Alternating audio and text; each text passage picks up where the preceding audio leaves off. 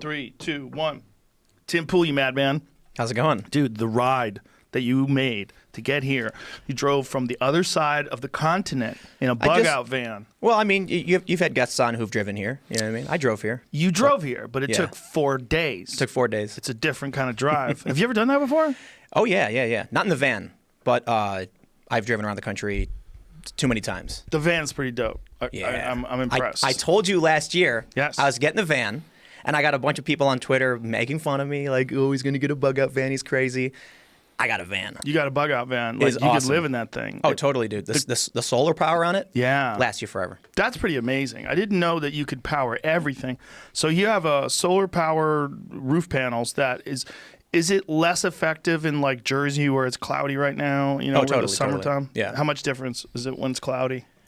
I mean, several orders of magnitude. Yeah. Yeah, it like barely work. I mean, it works. It works well enough. But right here it works great. Right here, the sun is so intense and just gnarly. You go outside, you can feel it on your skin. Mm-hmm. Yeah, my solar thing's like, you're good forever. Don't worry. Turn the AC on full blast. Really? If I run the AC on full blast, it will probably last, if I start when the sun comes up, maybe like, I don't know, 14 hours. Wow. That's intense though, man. AC. Yeah. If I use just the fan to get circulation, I can play PlayStation, I can watch movies, I can turn the music on full blast. And you could probably, with AC, you could probably turn it on and off as the temperature goes up and down. Yeah. And the van is it insulated at all? Oh man, like crazy. Yeah? Yeah. These guys, I was trying to find somebody to help me modify this thing for a while.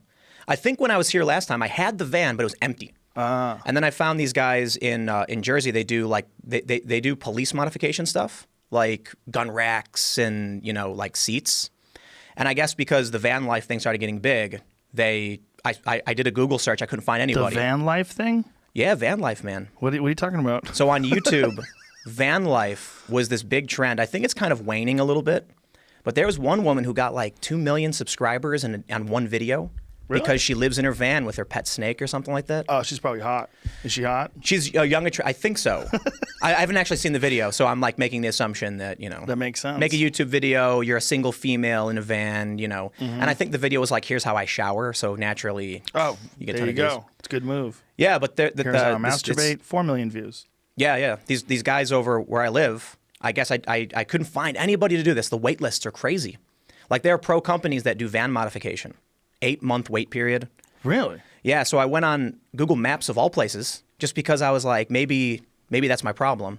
I typed in van modification and 2 miles from me, boom, this guy pops up. And him and his company, they did modifications for local police departments on like SWAT vans, surveillance vans, and things like that. I wonder if I'm supposed to be saying that. Probably not. Probably not. But They didn't tell you to keep your mouth shut?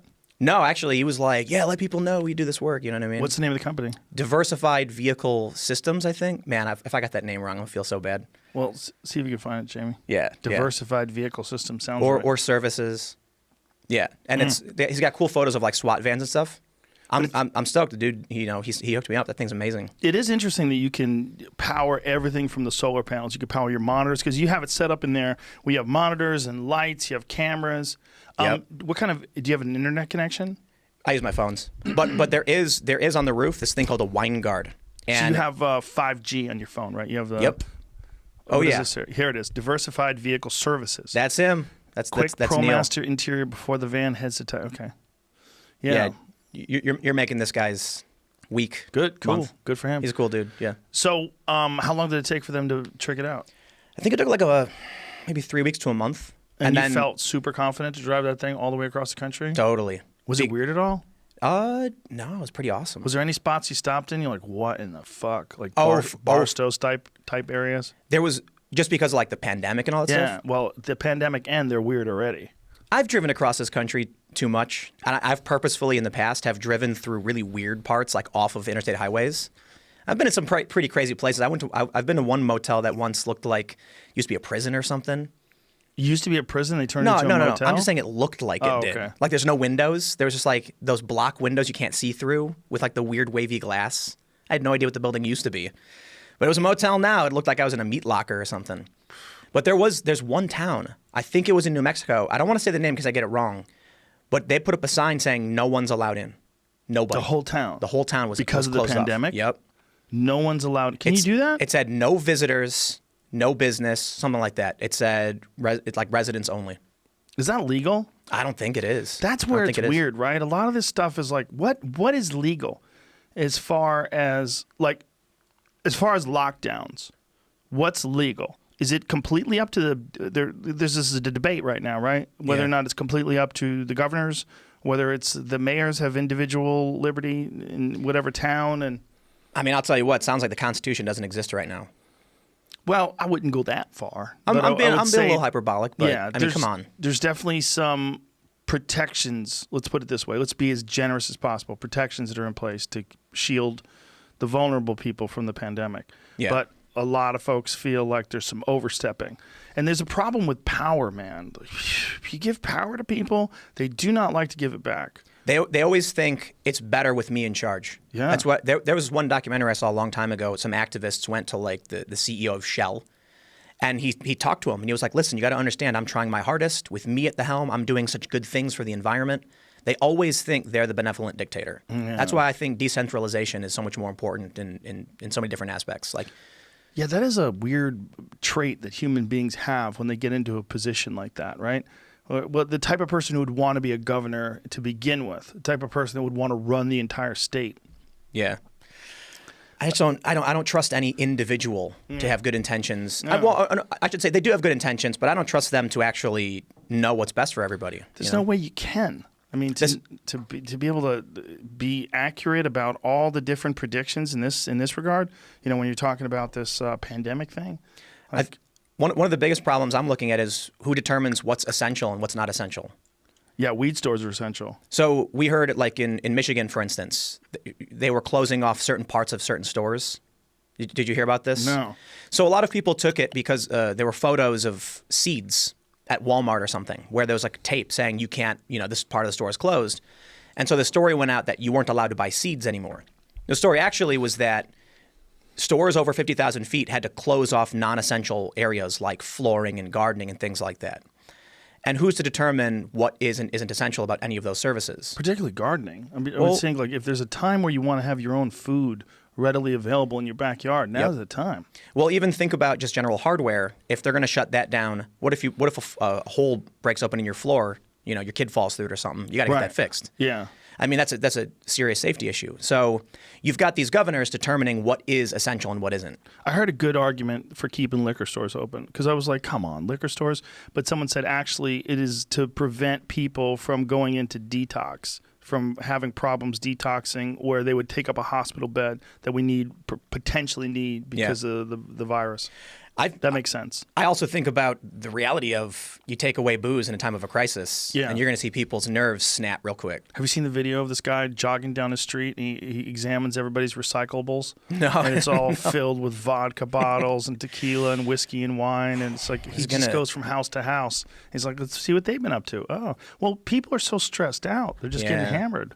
Yeah, there's going to be a Yeah. lot of liver damage when this is all. A lot of divorces, too. Yeah, I heard that's going up. Oh, yeah. People and domestic abuse and things Oh, like sure. that. And suicide. Here's the prediction I made. Very early on. I was talking to my friends. Actually, I think I said this. What they're going to do, they're going to say we're only going to keep things closed until April 12th, and that's what Trump said at first. Easter, we're going to come open up, and I said about a week before they're going to say, well, we got to push it back. Sure enough, April 30th, then May 15th. Now it's June 1st. June 1st for who? I think New York just announced this. They said June 1st? Yeah. But I think they said they're going to start May 15th with outside of New York City, right? Isn't that what Cuomo said? I'm not entirely sure, I but feel like he said they're going to I start. do know a lot of jurisdictions have slowly entered, the phase one. Mm-hmm. There was that Trump argument with Kemp in Georgia about going too fast and stuff like that. Yeah. So I guess, people are starting to realize if you don't open things up, there's nothing to save, right? Right. What's freaking me about all of this is the tribalism behind whether or not we should reopen the economy or stay locked down. It's connected to everything, right? What do you mean? The tribalism. It's Oh, connected to every. totally. Yeah. It's so, I had a friend messaging me saying we're stupid people who want haircuts are going to get us all killed, and they're going out and protesting. And the first thing I'm like, you really don't think just because one guy was holding that dumb sign, that's what everyone is thinking, right? No, that's not the case. But what's crazy to me is you had the UN, a UN advisor come out and say we're looking at 130 million people are going to starve because of the economic shutdown, and that's going to be much worse potentially than the actual pandemic itself. And these kind of facts are ignored because of the tribalism of what's happening. You know, Trump tweets it out, therefore it's now a right, left, you know, conservative, Yeah. whatever. I don't think they know exactly what to do. I mean, I think there's some educated decisions that are being made by medical professionals, and then they have to adjust those based on new statistics that come in. And I don't know if they have adjusted. Like the initial idea was that there was an X amount of people that were infected in California. Yeah. It turns out there's many, many, many more. And the most recent thought is that there's somewhere around 400,000. Now, there has been some dispute about these studies. You know, whether or not these studies are accurate, whether or not the tests are accurate, whether or not you could get it again, whether or not it even matters if you've already had it. You might be able to get it again. But there's no adjustments. No one's saying, hey, this is way less deadly than we thought it was going to be. You know, This sounds like the problem of government. Yeah. I've never been one of these small government types. I'm you know, as much as people might want to argue it with me, I lean a little bit left on a lot of issues, like government programs I think are good things. It just seems like whenever the government enacts something, it's so slow to fix it if it goes bad or when things change, right? right, slow to adjust if they need to shift back. They tend to just dump more money into it if it's not working properly. I want to know why some people just shake this off. That's, to me, the most. It almost seems like you're dealing with more than one virus. It's like you're dealing with a bunch of different versions of a virus. I think you are. I think they've said they found multiple strains, like that it changed a little bit or something. I don't want to pretend like I know for sure. I know they did say that about India. They said that the strain that they have in India is apparently very different than the strain they're experiencing in Europe. Yeah. I heard something similar about like Washington. They found 2 strains. Liberal I don't know, and man. Conservative strain. Yeah. It's the crazy thing to me is the people, a lot of Trump supporters. And I'm not trying to blanket every single one, but there's some high profile ones that are really acting like since the beginning they've doubted it every step of the way. And I'm like, have you looked at the spike charts? If you know, here's what I say: if in New York City we're seeing thousands more dead, what are they dying of? If not some kind of infection. I mean, you can call it whatever you want. You can act like nothing's going on, but we're seeing huge spikes in the amount of people who You can't pay die. attention to them. There's fools. No matter what you do, there's always going to be fools. So, it's obviously a real virus. It's obviously real dangerous. It's tribalism. Yeah, it's foolish. Yeah. But you got to just dismiss that stuff. You can't even debate it or dwell on it. But what's interesting to me is, there's a bunch of parts that are interesting. But what's interesting to me is Georgia's opened, right? And then parts of Montana have opened. There's things that have opened in Texas. Yeah. Like, it's going to be interesting to see what the response is going to be, whether or not they come back online quicker and their economy builds up quicker, or whether or not they get a second surge and they have to shut down longer. And it winds up being that maybe you should have waited longer and would have had less infection. Like, We just saw a city of 10 million in China enter lockdown again. did they? To what degree, I'm not entirely sure, but they've announced re-upping all the social distancing measures and certain closures and stuff like that. And they're saying it's because a student from the U.S. came back. Of course they're saying that. Right. Reignited a. Yeah. But there's also a bunch of studies now about reinfection. Yeah. It's a whole lot of we don't know, and everyone's freaking out. Whenever there's a new disease and everybody's got to scramble in real time to try to figure out what the fuck to do about it. And we're all just weirded out. Everybody's weirded out, No one knows, what is normal now? What is reality? The reality we live in. Like, you see movies now when people hug or shake hands and you're like, what are you doing? I've been watching these commercials. You see these commercials? They're all the same. Where it's like we're all in this together, and then it shows people banging pots and pans, and it's like we may not be able to hug anymore, but the love is there. It's like, oh Christ, all identical. But then all of a sudden, an older commercial pops up, and I was watching this the other day, and it's like a guy walks up, shakes his buddy's hand, pats him on the back, and then gives his wife a kiss on the cheek, and I'm like, that's an old commercial. That is, I can tell it's an old campaign. Yeah, because they would not do that. Most of them are old because you can't shoot anything anymore. Yeah, right. I don't know how. I'm curious how they're doing these commercials where they film New York. I guess they're going out in New York and filming people actually, cheer from their balconies and stuff. Yeah. Look, I think there's a real tough question that a lot of people want to ignore. I think there's a lot of Trump supporters who are pushing it because they're in favor of reopening the economy. But there's that equation of at what point is having things shut down more damaging than, So at a certain point, we have to recognize people are going to die no matter what we do. Well, there's a Bloomberg, not the mayor, but there's a Bloomberg statistic on the economy that measures the downside, like when the economy goes down, how many people die because of it, and you could kind of trace it. It's very disturbing, and when we're talking about deaths, we're talking about there's something that we can immediately deal with. It's right in front of us. It's a disease that's happening right now. Go after it. Stop it.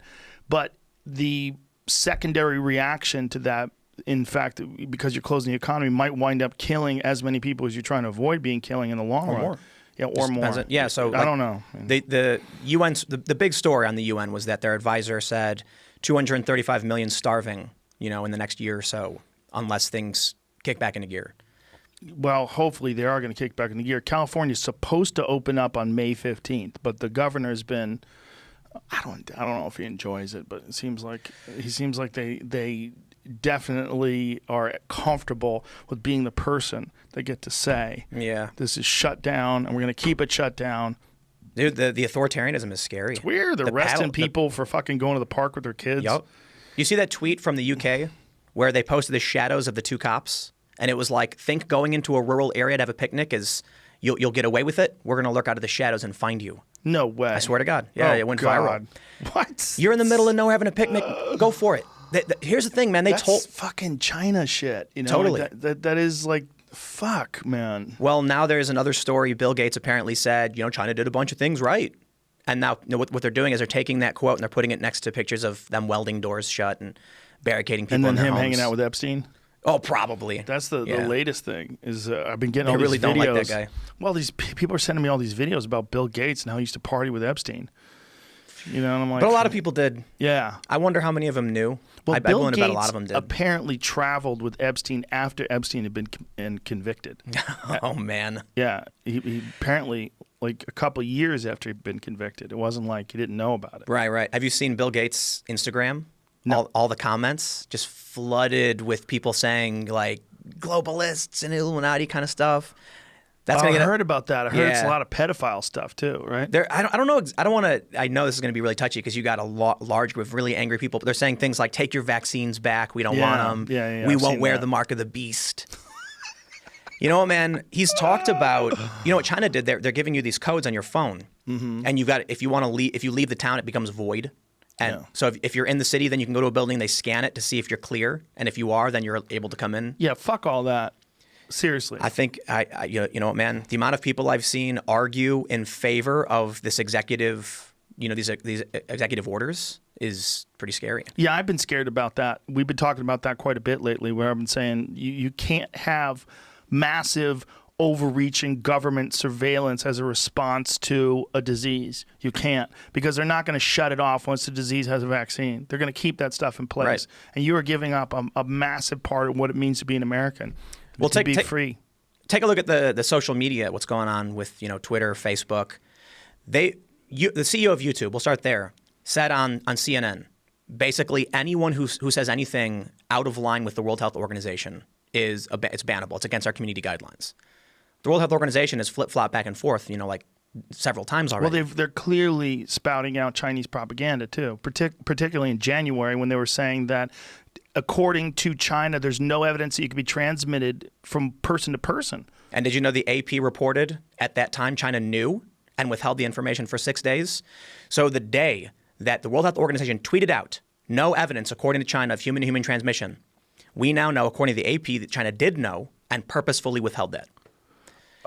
What you've got going on with China right now, I question whether or not we're getting close to an act of war. And I know that might be a little exaggerated, but they've got, this is a story that was published in BuzzFeed News. Trolls working either for China or within China, trying to slow down the response in other regions like Spain, Italy, Taiwan. I think that the BuzzFeed one was specifically about Taiwan, sowing disinformation so it would slow their response, things like that. Why?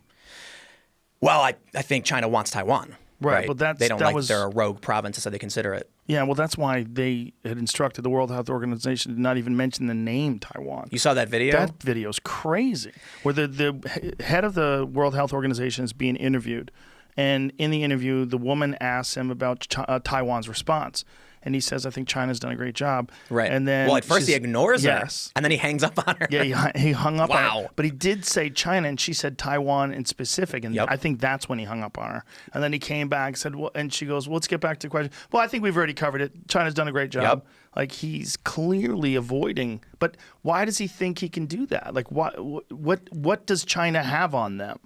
Money. I mean, is it funding? Is it Funding. just China funding them? I mean, you saw what happened with the NBA and like Yes. Blizzard. Yeah. People don't want to give that cold hard cash. They're making a bold bet. You know what I mean? Do you know what Thucydides' trap is? No. So this is, I was reading about this. The Atlantic wrote about this in 2015. Are we headed for a war with China? And Thucydides' trap says that whenever a growing power seeks to upset the dominant power, it results in war. And 12 out of 16 times over the past 500 years, it has happened. So people have been predicting a U.S.-China war for a really long time because of this historical precedent. It's not absolute, but it looks like, I'm not going to pretend like I'm a historical expert or anything like that, but it looks extremely probable to me. I've had a lot of people get mad at me saying that I was fear-mongering by bringing this up, but the U.S. just sent 2 warships into the South China Sea, which China considers their own territory. When you look at what China's been doing in terms of misinformation, clearly lying about the numbers, I can't remember who did this. I think it may have been Germany, removing China's numbers from the charts, saying they're not real. So China's been misleading the rest of the world, withholding information on how bad the infection is. They sent a strike group, an aircraft carrier, through the South China Sea near Taiwan, putting Japan on alert. The U.S.'s aircraft carrier, Theodore Roosevelt, was disabled because of the coronavirus. They evacuated 80% of the personnel. The U.S. does what they call an elephant walk in Guam, where they have all these bombers. Then the U.S. pulls them out because apparently China's got some kind of weapon that can just blanket Guam and wipe out our forces. Next thing I know, we sent. What kind of weapon do they have that can do that? I'm not entirely sure. I'm getting my information from just reading peripheral stories. I'm not a military guy, anything like that. But it really does. So the U.S. just sent 2 warships into the South China Sea, and I think they're doing this because one of the things I read from a military website was that the strike force is testing U.S. resolve. The last time that China has done this, where they sent a strike force around Taiwan, actually tried to take it in some fashion, the U.S. sent a couple super carriers in, everything calmed down. Now our super carriers in the region were disabled by COVID.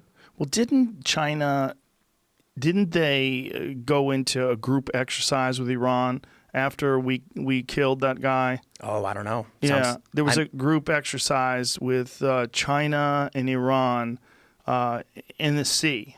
They did something like some sort of show of unity right after Trump had that guy assassinated. Do you see what happened with those Iranian gunboats?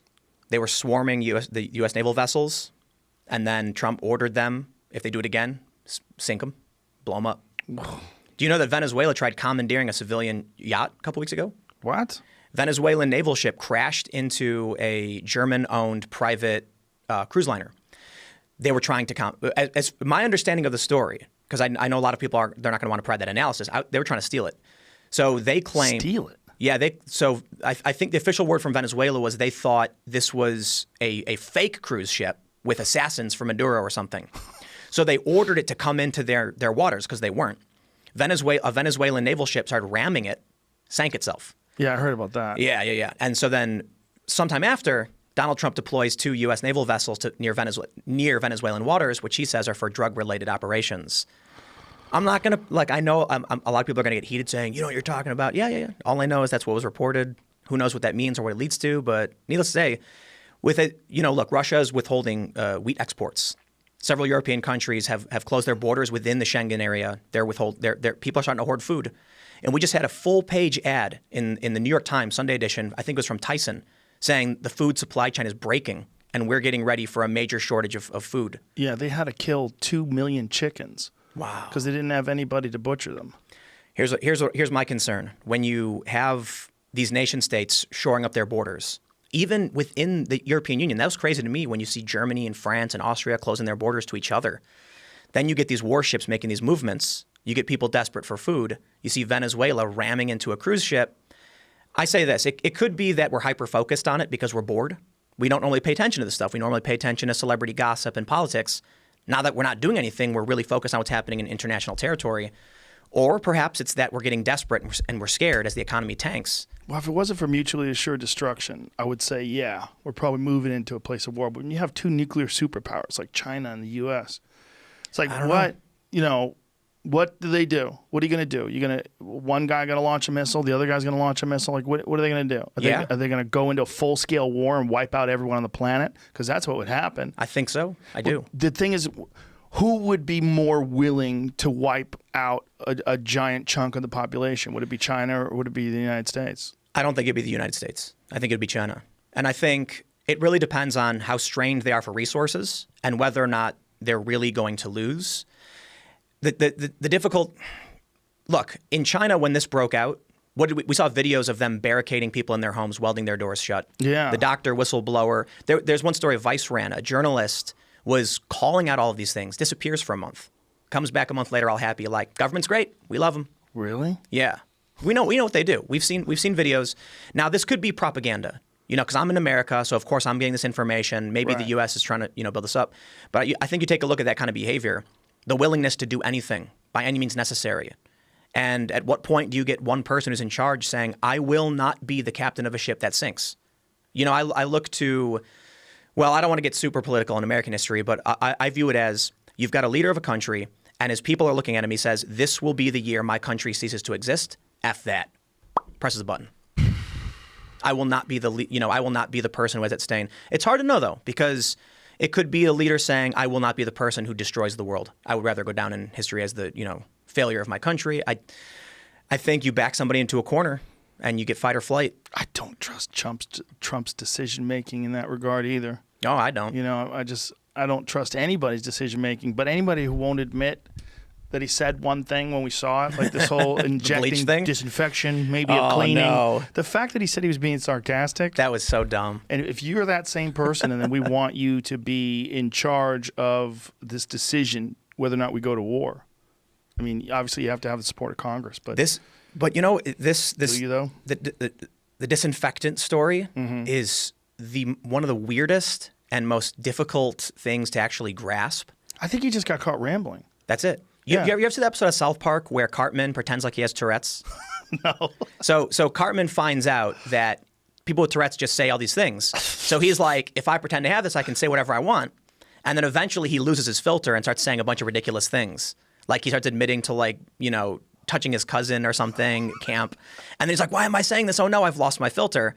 Donald Trump, here's how I see it. He heard something from these experts. He didn't understand it. He has no filter. And so he just asked this thing. Here's my challenge with it. Is there such thing as a stupid question? Yes. There is. Can you eat glass? Right. That's a stupid question. Don't some performers eat glass? They don't really eat glass, really eat glass, do they? Well, so they chew up candy glass. Yeah. Here's the struggle. Here's the struggle. What is a disinfectant? How do you interpret what he said? And here's what Trump supporters immediately fired back with. There is H2O2 nebulization therapy, and they pulled up an article it was posted to MSN.com April 10th. One of the treatments they're looking at for COVID is to take hydrogen peroxide through a nebulizer into your lungs. That's a disinfectant into your body for a cleaning. I don't think Trump was going for that. I think the guy mentioned we have bleach and alcohol, and Trump was like, I wonder if you could, possibly get in their body through an injection. As a cleaning. Yeah, I mean, right. Look, well, what's really interesting that came out of this was Twitter banned an account that is a publicly traded biotech account that has a legitimate therapy. Yep. When someone has been intubated, when they're on a respirator, they can send UV light through that tube and actually kill some of the bad bacteria in the lungs. Now, the video that shows how they do it shows the tube and this it's an animated thing which shows the lungs. They banned them. Right. They banned a publicly traded biotech company, which is just, I don't know if they banned them because they think that in some way this supports what Trump was saying, or if someone just pulled the trigger too quickly. I mean, who's doing this over here? I think you have a bunch of fucking kids that are making decisions whether or not something gets banned or not. Something gets reported, I'm just guessing. Someone reports that says, look, these fucking idiots are saying that Donald Trump's right. You can get light in there. Ban it. Ban the account. Nuke it. We sat here yes. with Jack and Vidya. And I don't think we got a definitive answer necessarily. We got a, thank you for your feedback. I think we got an answer in terms of what Jack wants, in terms of I think Jack is a legitimately honest guy who is trying to manage things at scale, and I think that's almost impossible. The sheer numbers that are coming in, and he's trying to do a Wild West Twitter now. This is his concept of having a Twitter that's just wide open. We could do anything, and then having like a regular sort of moderated Twitter. There's a name I can say right now. A name? If I say a name right now, Candyman. This video will be pulled from YouTube. Did you know that? Really? I can say one guy's name. Alex Jones? No, I'm not. Don't say it. If you know who it is, don't say it. I'm not going to say it. What does it start with? I don't think I should even do that. Really? I've had my video taken down, and I've been told to write it down. Here, write it down for me. You sure? Yeah, write it down. Just write it down. If you say this name, your video will be taken down. They've taken down C-SPAN. They've taken down Fox News. Really? Is it Don't- Hitler? No. I'm warning you not to say this name. The company's been unsuspended, if you will. I don't know the Unsuspended. word for that. So somebody probably fucked up. It was probably a kid. My handwriting is awful. That's okay. Do not say that name. I'm not kidding with you, man. Do not say that name. I don't even know who that is. He's a I can describe him to you. He's a CIA. He worked for the CIA, I guess. He is accused of being the whistleblower. Oh yeah, I've heard The Ukraine whistleblower on Trump. Oh. And if you say his name, you will get taken down. Wow. I've seen that. This is online. so. That seems like news. How come news will get you taken down? Yeah, makes you wonder, right? How come a biotech company with a legitimate product gets taken down? I guess you said it was restored. Yeah, so. I think that biotech company, somebody fucked up. I think you have too many. I think from what Adam Curry was explaining to me is that there's a bunch of kids that work for Twitter, and they work for a lot of these other companies, and they're the ones responsible for whether or not something gets banned or something gets taken down. You know the Zuby story, the OK Dude story, Right. Yeah, which is just bonkers. Let's for people so this can be standalone. Zuby, who is a British guy, we've talked about this on the podcast before. He's been a guest on the podcast. He's a rapper, very very intelligent, interesting guy who doesn't even swear. He's very polite. He's a really nice guy. So he gets in some sort of an interaction with someone on Twitter, and this person says, "I bet I sleep with more women than you." He says, "Okay, dude." That's it. He got nuked. Banned. He got Ridiculous, suspended man. for a long Yep. period of time, like weeks or whatever the fuck it is. I don't know how long you get suspended for something like that. But then he asked for it to be reviewed, and they upheld it. Yeah. They said, yes, you can't say, "Oh, okay, dude." Now, I don't know if he was talking to a trans woman. He didn't either. Yeah, he didn't either. He Yeah, didn't, I think he didn't know. Is that what it is? Is that what the case was? That's my understanding of the story. Yeah, well, he didn't even know. Right. He just saw someone and said, "Okay, dude." You know what the problem is? This idea of approved truth, Yeah. what YouTube calls authoritative sources. So I know I'm pretty hard on YouTube, but this does involve Facebook as well. That name I sent you, Yes. Facebook will delete your post without notice if you type it. Wow. So here's what I You did. tried it? I typed, I said something like, I heard of a man from Dubuque, an orthodontist named, who has 5 kids and he's in his mid-50s. I did that because that in no way describes who that person is. Right. Not only did Facebook delete it, they deleted it without telling me. It was just erased from the site, gone. So it's some sort of a filter that's in place. You No, can't say somebody that. manually did it. It was there Manually. for a while, and then somebody came in, or somehow. So do you know what happened with CNN and Chris Cuomo getting COVID? You know they faked that whole thing, right? What do you mean they faked it? So Chris Cuomo was spotted 30 minutes from his house on a property with a new construction being built. Yes. A steel frame. A guy on a bike saw him. Chris Cuomo, they got into it. Chris Right. Cuomo goes on his radio show and says, "I don't want this jackass on a fat tire bike coming up to me. I should tell him what I want." The guy on the bike says he called the cops and said he threatened me. So this basically confirms the encounter. Chris Cuomo then shot a segment for CNN of him emerging from his basement, like, "This is what I've been dreaming of, finally getting out of my basement and seeing my Yeah. kids." But he was witnessed seeing his kids somewhere else.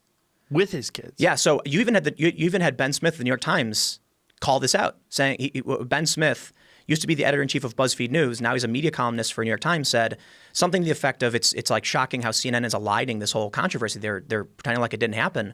Everybody knows Cuomo faked it. Yeah. He wasn't in quarantine. He was out. Presumably, he was with 2 women and 3 kids. So we can assume it was his wife and his kids, whatever." I bring that up because you've got a couple other moments, right? You've got Brian Stelter on on his show saying that we got to channel the anger for the people. Yeah, that he was saying that journalists need to do that. Yep, which is I basically said, so you're admitting you're rage bait. Yes, I saw you did that, and I was glad that you said that. Like, finally, they're admitting it. Right. I mean, look, it's no secret I'm going to rag on the media. I worked for these companies, and I've seen them slowly getting worse and worse with everything. I want to see Brian scream. You want to see Brian scream? Yeah, I think like him enraged would be adorable. Oh, yeah. Like, I wonder how much anger he can muster. I can't. So here's the point I was getting to. CNN's called an authoritative source. Yes. They're lying in our faces. I mean, you just had the Joe Biden thing. I don't know if you've talked about this yet, but if you go to Google Play and look up Larry King's show from 1993, you will see there. So I checked many of the different months. What people noticed was that one episode was missing. August 11th, 1993, the episode where Joe Biden's accuser called in saying, my daughter had a problem with a prominent senator. No, it was Joe Biden's accuser's mom. The accuser's mom. Yeah. What did I say? You said accuser. Oh, right. Yeah. His accuser, the accuser's mom. Right. That episode's gone. Yes. So I went through Google Play, and there certainly were other episodes that were presumably missing. Typically Mondays, where I would assume that Larry King had a day off or something. The 11th was a Wednesday. Why was this missing? Why did CNN? Why were they scooped on their own story? They had this evidence. Apparently, this was news. So when you look at what CNN's been doing, admitting that they're doing rage journalism, you get people like Jim Acosta. But isn't that like what Brian said? What's Brian Stelter? Is that his last name? Stelter. Isn't he just that? That's his own opinion? I mean, and it's not that they're admitting that they're doing rage journalism. It's he's saying that they should do that, right? Isn't that what it was? And he said it on Twitter, right? Yeah. Well, I think it was a quote from his show. Was it? I think it was reliable sources tweeting it out. Yeah. And, look, I may be hyperbolic or whatever because I got my opinions on CNN and all that. But take a look at someone like Jim Acosta. He stands up, he argues with the president. Mm-hmm. That's not what journalists are supposed to do. If you want to ask the president a question, he gives you an answer. If you have the opportunity for a follow-up, you do. And then you write your story and you fact check him. You write your story and say, Donald Trump, here's what he told us. Here's the truth. That's what journalists used to do. Now you've got this idea of channeling the rage for the people. What that means is it's something I've seen in activist circles where it was explained to me that what people are looking for is someone to strike down a symbol of what they view as their enemy or the cause of their problems. So the reasons why someone like Jim Acosta would do so well, he would get so many followers constantly doing this, it's not that he's asking any real questions or actually challenging the president. It's that the people who don't like Trump see him as striking a symbol down. It doesn't matter if he's telling you the truth or not. Now you get performative journalism where Chris Cuomo pretends to come out of his basement, where you get people standing up at the White House correspondents or at the press conferences just arguing instead of actually asking questions. And then YouTube, Facebook, and Twitter say, this is the truth. We deem it so. YouTube now puts them, among other outlets, on the front page of the website, guaranteeing hundreds of millions of views. Meanwhile, independent commentators like myself, we actually get hurt in the algorithm. If you go to my channel, they only show you Fox News. If you want to watch me, then you are guaranteed in the sidebar, the next video will be Fox News. They prop up all of these channels. David Pakman, for instance, you get MSNBC. Jimmy Dore, Fox News. I don't understand why they're going to send Jimmy's, lefty followers to Fox News, but they're doing seemingly everything in their power to make sure individuals like myself and other commentators are struck down, while channels like CNN, Fox, and MSNBC are propped up, even though we know that they put out fake news. But isn't that because of the algorithm, though? And do you think that algorithm is engineered in order to lean towards those mainstream sites? Absolutely. 100%? We can see when it happened. It was May of last year. I've looked at my analytics around the time these smear pieces came out, arguing that there was a rabbit hole where if you watch one kind of content, it's all you get. Mm-hmm. It's a very, very misleading way of framing what was really going on. And so I'm surprised that YouTube just bent over for this. You basically have YouTube's competition, these media outlets, using their media weight to hurt YouTube in ad sales. So YouTube says, you got it. We'll give you front page access. We'll guarantee you, people watch your content. Right. But they're doing that because that content's very popular and that generates ad revenue. Well, I would say no, actually. I would argue against that. Well, okay. But listen, like Tucker Carlson, for example, you got to know he's hugely popular. Absolutely. And if you have a Tucker Carlson video, it's going to generate millions of views. Absolutely. So YouTube, within their best interests. I'm talking about Alison Camerota. Is anybody really Google searching on YouTube Alison Camerota's opinion on this? All day. I don't think so. I think I don't know who that is. right, exactly. And so you wouldn't be searching for it. Tucker, of course, we know. Right. So you're saying it's the channel in general, not just someone who's popular like Sean Hannity or Tucker Carlson. They, as very famous personalities, very obviously do get more naturally. Yeah. Right. So people are searching for Tucker all day and night, Hannity and Rachel Maddow, things like that. Right. But if you look at how what YouTube has even said to CNN, they prop up authoritative sources. Yes. If you search for a news story, guess who you're going to get? If you Google search, Tara Reid, Joe Biden, you're going to get CNN. Do you You're think gonna that get they're CBS. doing that though because they're trying to get rid of conspiracy theories? And, Yes. Yeah, they're That's the trying principal to, reason. Yeah, they're trying to get, like, I understand what they're saying in terms of, so like the CEO of YouTube when she said that they're going to go with the World Health Organization. I don't think it's a good idea to go with the World Health Organization because it seems like it's a very corrupt organization. But I do understand this desire to go towards respected and established medical professionals. I so agree. if respected and established medical professionals have a protocol for dealing with coronavirus, we should listen to them, right? Yeah, absolutely. And there's a lot of wacky fucks online that are trying to say that it's not a real virus and that it's 5G, and there's all that kind of stuff is dangerous. You know what they told me? Don't you think? Absolutely, absolutely. But they told me, they published editorial guidelines. Very early on, I did a video about this, January 23rd, when they first started locking down. I did a segment talking about what was going on, and I actually didn't think it was a big deal. This was before anybody was really covering it. I mean, this is, impeachment was happening. And YouTube fully monetized it. So I have a thing on YouTube called self-certification, where when I upload a video, they ask me, does your video contain any of the following? My videos are always clean, family-friendly, I don't swear, and I was approved, video monetized. A week later, they implemented a new change without telling anyone. Anyone talking about coronavirus was instantly demonetized, deranked, possibly had your videos harder to find, things like that. And it wasn't until about a couple weeks ago, they overturned these derankings on my channel. They told me before they published the guidelines, you cannot say these things. One of which was that it may have emerged from a biolab. Now we have on April, I think it was the 16th, a former Clinton administration NSC staffer saying that Occam's razor suggests the most likely place that this came from was breaking out of a Wuhan biolab. There was a story by Brett Baer over at Fox News where he said, according to sources he has who've overseen the documents, they believe that China was trying to essentially prove their worth with American bioresearch by racing to do this development, and there was a breach. And this resulted in the COVID outbreak. That's Fox News and CNN. CNN's run multiple segments saying this. When I talk about it, I get deranked, demonetized, confirmed. They say, you can't talk about this, Tim. CNN can. They're authoritative. You can't. Even if I use them as a source. Even if I say, what I try to do is, weigh the sources. How good are they? Brett Baer, that's a good source. I mean, Brett Baer is one of the last true news people. I'm not somebody who follows him too much, but he's a straight news guy. He put his name on this, and that says a lot to me. You don't got to like the guy. You don't got to like Fox News, but CNN also ran the story saying U.S. intelligence now believes, they're investigating whether this claim has merit. We also had a story from the Washington Post that asked the same question, even got a professor from Rutgers University to say it's very possible.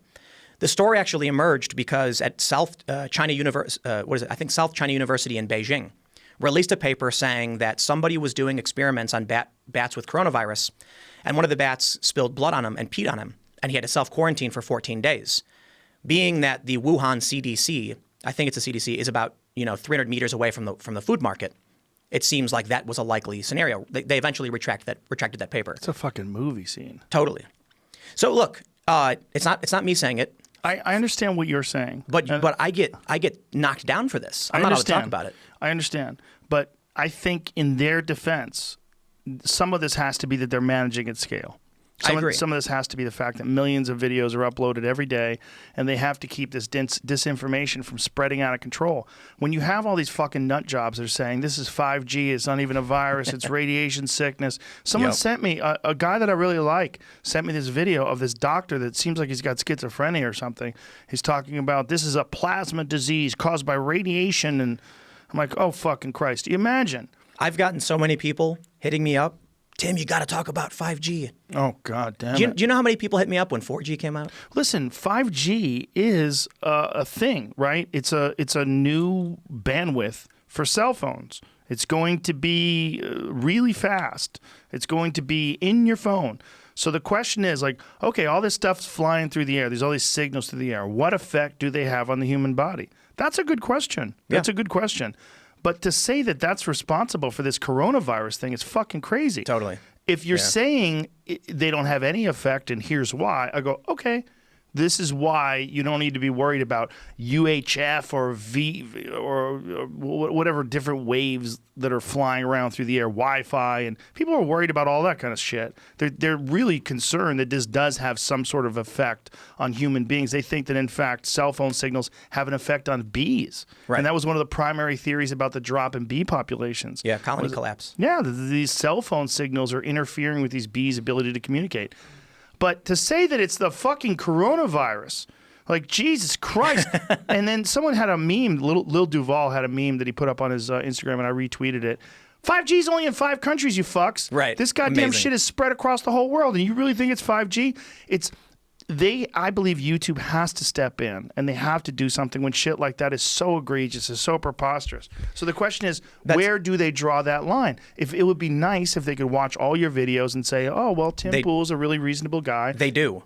Okay, but do they? Do they really? No, they do. Do they really? They you have a literally do. guy who's doing do, that, yes. who is 100% dedicated to watching everything you do. You put out a lot of fucking content. I do. How much content do you put out every day? So, if you had to guess, at an average. right now, as of the past few months, up to about 3 hours and 40 minutes per day. So you got a guy that's dedicated at YouTube. His job is, what do you do? I'm the Tim Pool guy. I just First, probably not like that specific, but I do have a partner manager. I do have every single video I put out on my main channel is reviewed, 100% of them. They just recently introduced my other 2 channels. So I have a total of 3 channels under my name, where I put out around 10 to 12 separate videos per day for a total of about 3 hours and 40 minutes. They do. So if I upload a video, it gets reviewed through some. So I first self-certify. I say this video has no swearing, it has no extreme imagery or anything like that. If someone watches it and demonetizes it, I then contact Google, and they reverse it for me.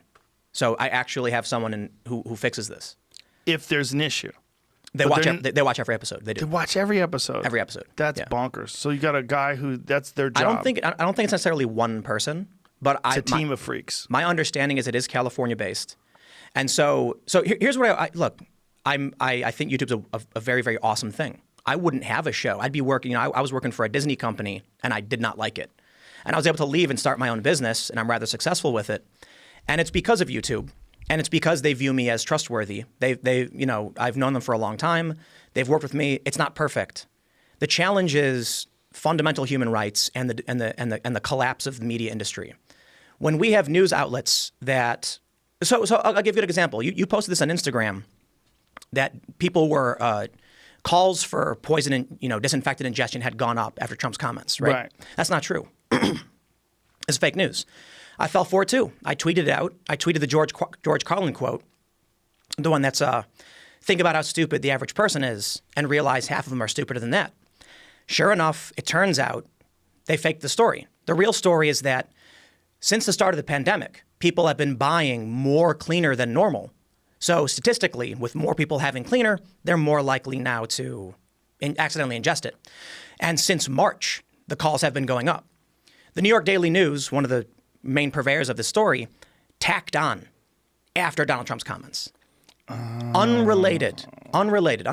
Dirty. So here's the problem. If the Daily News, if CNN, if Fox, if MSNBC, if these outlets are going to do these things in a desperate bid to stay alive as their methodology fails, and YouTube is going to give them preferential access, which is what they've done, then we're in serious trouble. But they don't give the Daily News preferential No, access. no, They don't but have like a channel. The main networks. Do they? I don't think. But the I'm main sure networks they do. aren't that egregious, right? Here's one that really grossed me out was CNN. I believe they tweeted, one of the reporters at CNN tweeted that Elon Musk has not supplied all the ventilators that he promised. And then Elon said, are you aware that Twitter has a search feature? And then he starts retweeting all of these different hospitals showing the ventilators, people thanking him. It has a Tesla logo on it. And it was the hospitals that requested them specifically. Yes, and had They were specific parameters. So you know what CNN did? Argued semantics. The article that was written to prove they were right was that those aren't ventilators. Real ventilators are invasive ventilators that go in your body. And CPAP But a CPAP is a ventilator. is a ventilator, as is a BiPAP, but Yeah. they're called non-invasive or non-intrusive. That's such a fucking gross way to justify what you tweeted. And so journalists are supposed to help you understand what's going on in the world, Yes. not confuse it for the Yes. goal of making money. Brad, that's what it is, right? It's about clickbait. Like Absolutely. if you can clickbait that the smartest man in the world fucked up and didn't give the ventilators, like, ooh. You want to know what the scariest thing is? CNN, any of these networks can make a fake story, get 1 million views, a day later apologize, retract, and they keep all the money they made. They don't got to give it back. So they're actively incentivized. I'm not saying they're sitting there, twirling a mustache, being like, let's write a fake story. But they know that if they do, they get paid. And so what? You know what? The fake news gets 1 million hits. The retraction gets 30K. We get paid for both. So is this an editorial review fail where editors are not reviewing these articles that are being written by journalists?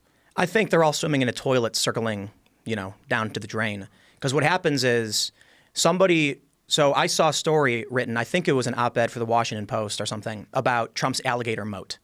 That's fake news. That was never real. Alligator moat. Right. So the story from 2017 that Trump talked about putting alligators in a moat around the southern border or something was like, it's ridiculous. But here's what happens. You write a fake story. They wrote that? Yeah. So That was his idea to do that? it's been a while. My understanding of the story was that a source familiar with, Trump's thinking said that Trump had discussed an alligator moat. And I'm like, even if Trump did, isn't it obvious it was a joke? They Yeah. they run they, How many they go fucking nuts. alligators would it take to guard the southern border? 2,000 miles or whatever. But now we see this pop up again. And so I'll tell you what, man, the scariest thing is how these social networks remove, like we talked about this last year, they remove a certain point of view. Like Yes. this biotech company, they default on what is authoritative, and the authoritative falls in one direction almost every single time.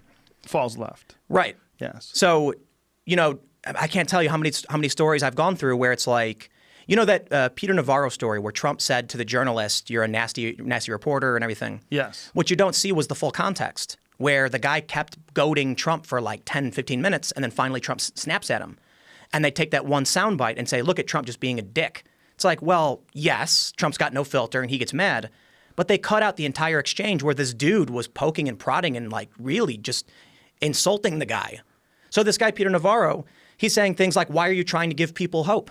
Don't you think that offering up false hope is wrong? And Trump's like, no, I don't think so. I think This was in chloroquine, Yeah, hydroxychloroquine. So you get a guy that keeps goading him and arguing with him, and that's the point I was making earlier. It's these people for CNN and whatever network have realized, hey, we're going to get ratings. But let me tell Get you him to this. say it. First of all, that way of communicating is fucking terrible. It's second only to the terribleness that in those late night news shows where they have three different people, like with the screens separated into three chunks, and this person on the right is arguing with this person on the left, and the moderator is trying to keep everybody in order, Right. and everyone's talking over everybody, and everyone's looking for a soundbite, and everyone's looking to get their shots in before the buzzer because there's like a bell coming when Right. the commercial runs. It is the dumbest way to really explore a complicated idea. Right. And second only to that is these fucking things where the president stands at the podium and people yell things out. Someone called it the Kung Flu.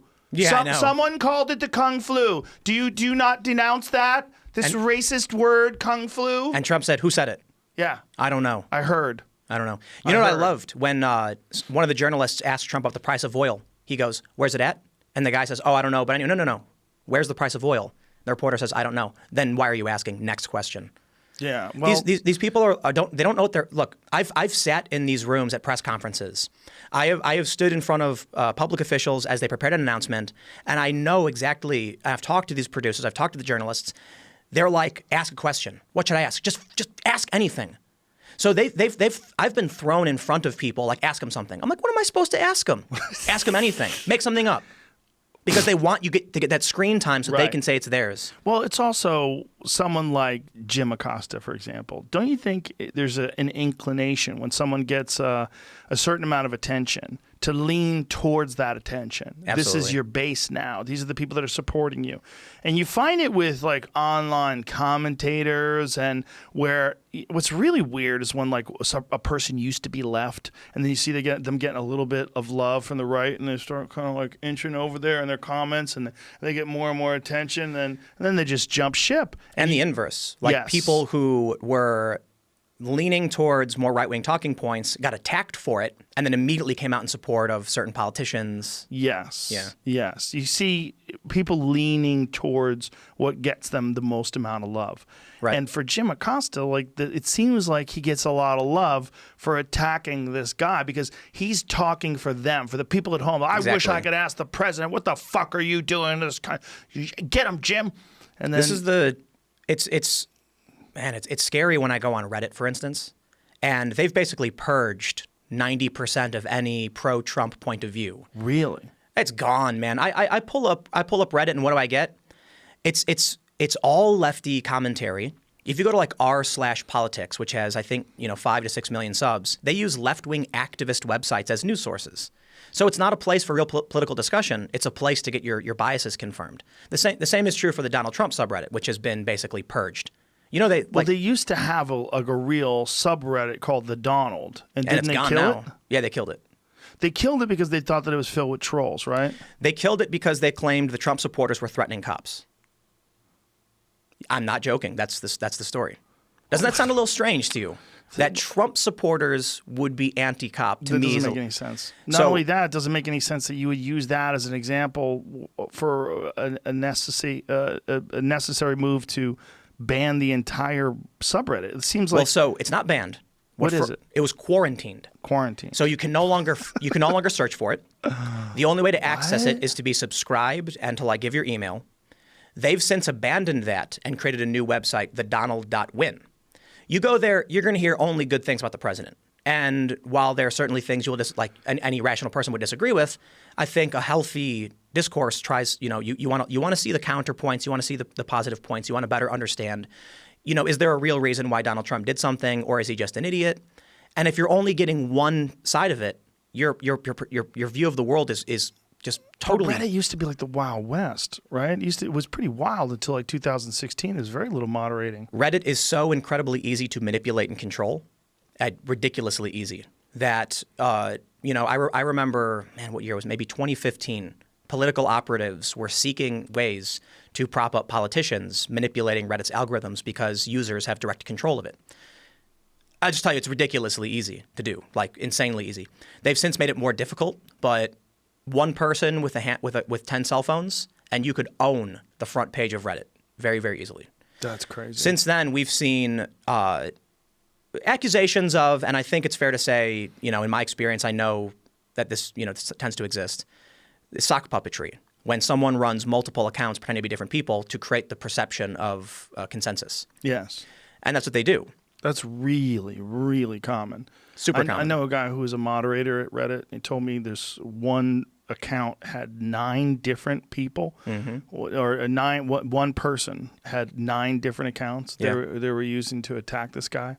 And you can so the way Reddit works, for those that don't know, is you upvote and downvote something. If it has more upvotes, it moves up. If it has more downvotes, it slowly disappears.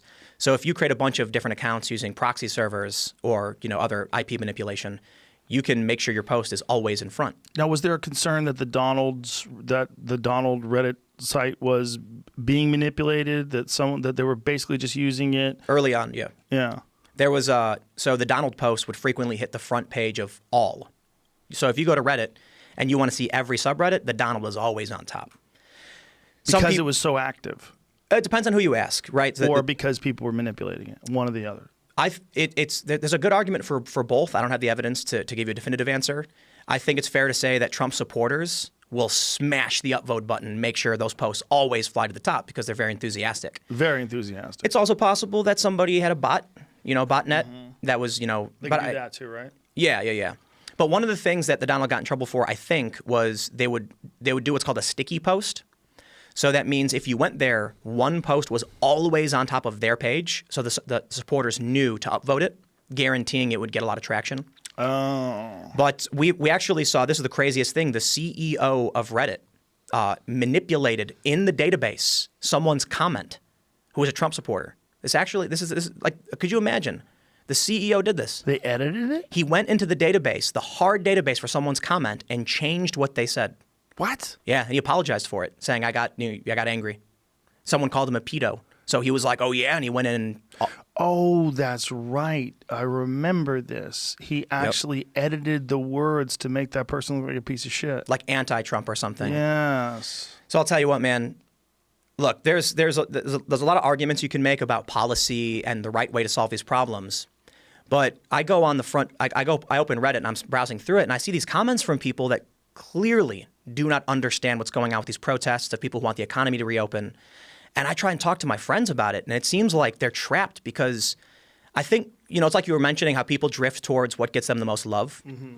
But now it's not just famous people. It's not just people on social media. It's everybody who does that. And they don't want that worldview broken. Well, they also don't want to lose the respect of their friends who are also subscribing to that same ideology. Yeah, yeah. That's a big part of it, man. Team politics. Well, over here in California, if you're not left wing, if you don't, just instantaneously when there's an issue, instantaneously side with the left, you get chastised and you get called a racist, or you get called a Nazi, or you get called a Trump supporter, or you can't even have a rational perspective on things. You can't say something like, in hindsight, it was a good idea that Donald Trump closed off travel from China because it was coming from there, and a lot of people were calling him racist. It turned out to be a good move, and then they've shut it down from a lot of different places as well. You can't say that. So yeah, right. So the first thing Trump does is the task force. 2 days later, the travel ban. Joe Biden says the last thing we need is Trump's xenophobia. Then on March, I think, 12th, Trump suspends travel from Europe. Joe Biden says a travel ban won't stop this. April 3rd, Biden says, actually, Trump was right about that. Now Joe Biden's launching ads saying Trump didn't go far enough. Now Nancy Pelosi is saying Trump should have banned Americans from coming back in. Did you ever see that video where Nancy Pelosi is talking about telling people to go to Chinatown in February? Of course. That video is fucking insane. And when they confront her on it, on Fox News, I think it was Chris Wallace on Fox News was talking to her about it. She's saying, well, the record will show that I was saying don't be rude to Chinese people. Now, you were down there encouraging it. Yes. And the record will show. She's such an ineffective speaker. It's so bizarre that she got to a position of power because she's so disingenuous and so fake in the way she communicates, especially on those shows. Maybe she's just old. Maybe she was better before. I don't know. Maybe, right? That's the Biden question. Oh, man. Yeah, the Biden question. That dude's he's not even here anymore. It's so weird. It's so weird that they're pretending that it's okay, that this is going to be fine. But the way they're defending him over these allegations is the creepiest thing ever. Or ignoring the allegations entirely. You see Alyssa Milano? When she came, what is this? Yeah, she said he deserves due process. But what about all the other times? What about all the other people? This is it. It's I can't predict what's going to happen. There's a lot of things that are changing, right now that's going to affect whether or not Trump wins, the Republicans win or lose.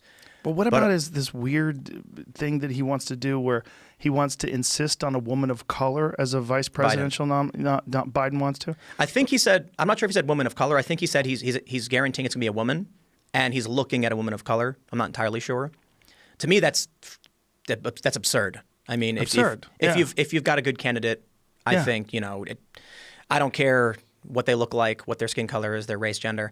I know a lot of people on the left view that as like short-sighted because, and I think there's decent reasons to talk about how identity plays, into how you view the world and the policies you want to implement. I just think it's dangerous to create that kind of... we're not talking about prom queen. We're talking about someone who actually has a real important job. You shouldn't pick them based on what part of the world their ancestors are from or what gender they are. That's ridiculous. I would actually say on a scale of 1 to 100, that's not near like the top 50. But I think it is fair to say that there's a real reason why that would play a role. Like you've got a lot of people who have never experienced certain things, and that includes the left. And one of the big problems we have in politics is What we see coming from the left is really based on urban living, and from conservatives on more likely to be rural living. So when you see people on the left argue for like rent strikes and things like that, well, yeah, you're in cities where you're predominantly renters, so that's your big issue. It doesn't resonate the same with people who live in areas where they primarily own their homes. Or if you're talking about the Second Amendment, like obviously people in cities, they tend to be liberal, they want gun control, yeah, because you've got a very, very dense population, gun accidents probably are an issue, and you've got cops within a minute's notice. You live in a rural area, the cops are 40 minutes away, you need to protect yourself. So this divide creates a difficulty in creating policy for the entirety of the country. That's a good point. I personally would never place someone's like racial identity or gender in the top priorities, but I do think it is fair to point out that, a black woman is going to understand things about life in the black community that a white man's not going to. That doesn't mean you give him a job because of it. You can point out the perspectives will be different. I agree with both those things. Right, yeah. right. But that's a good point, too, in terms of the overall country is so enormous and it's so different and varied. Like to find some common ground amongst everyone is so incredibly difficult. So it's a contest of who's got the bigger bucket, Yeah. the bigger electoral bucket. you Yeah, know? that's a good way of putting it, too. Yeah. Yeah, it seems like, but either way, there's so many people that are just going to vote left to get Trump out of office. They don't care. They're going to elect a guy with dementia. You got to pull up this article. Stay one? Alive, Joe Biden, by The Atlantic. No. I'm not kidding. When did they put this in? Oh, man, it was a couple weeks ago, maybe. It's called Stay Alive, Joe Biden. And then she said something like, all we need is your corporeal form. And it's Oh my it's amazing. God, No, you're that's gonna love so it. You're gonna love crazy. it. It's not only arguing that we just need Joe Biden's body, but it actually kind of argues he's a bad candidate. And it's like, it doesn't matter though. It doesn't, because we just don't like Trump. Well, they're right about that. He's a bad candidate. Biden? Yeah, they could have done so much better with Buttigieg, with Klobuchar. Seriously. They're terrified of Tulsi So- Gabbard. And they're terrified of Bernie Sanders, and Andrew Yang. I think probably freaks him out a little bit too. I'm a big fan of Tulsi, and followed by Yang. And a lot of people didn't like that because, I rag on Democrats all the time. It's like I'll fully admit it. You can criticize me all day and night. I very much see Pelosi and Schiff, Nadler, and the problems we have with them. And I'm not a fan of their policies. I think they go they either do nothing. But within that, I saw Andrew Yang and his website. The list of things he's gone through, for what he's thought about was insane. I mean, the dude had a policy for everything. Well, he's a brilliant guy. Absolutely. And he's also not a politician. So his approach is going to be from a guy who's an entrepreneur. Right. A guy who looks at it in terms of problems to fix. You can argue there's a similar thing there with Trump being a businessman, but Yang's list, he's a comprehensive list of policy positions. Was to me, I was like, I like it, I do. Tulsi, He's not that guy. The thing about Trump is a giant personality, Right. Whereas Yang is a really reasonable person. yeah.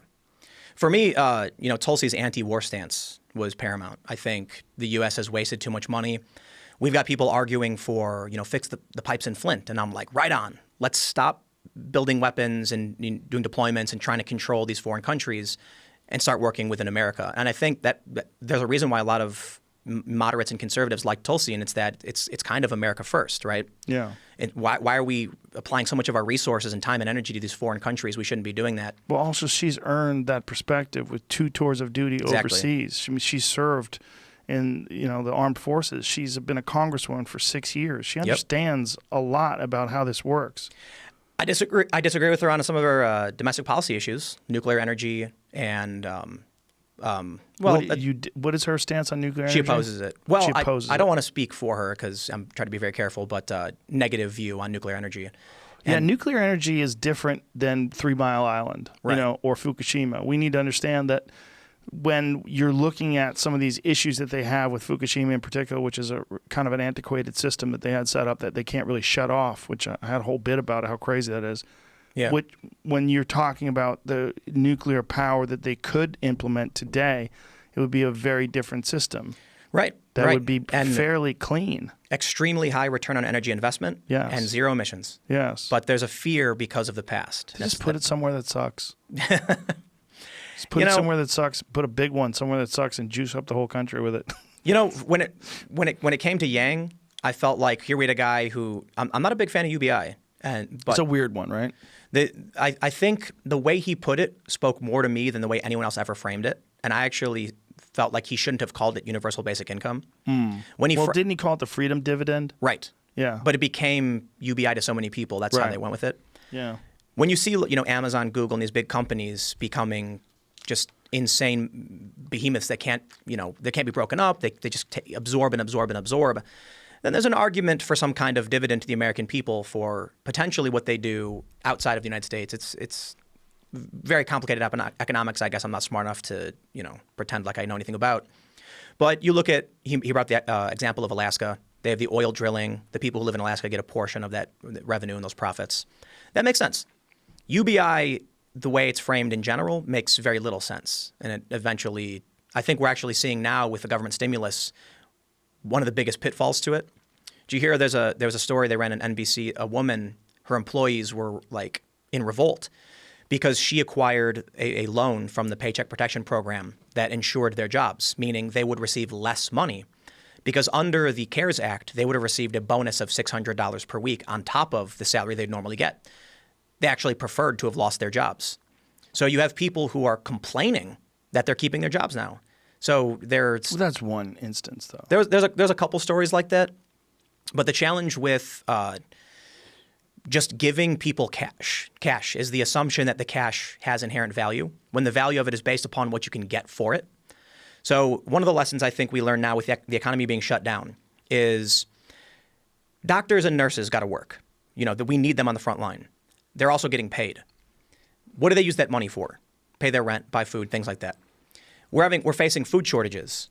If you can't buy anything with the money, what's the point of taking the money?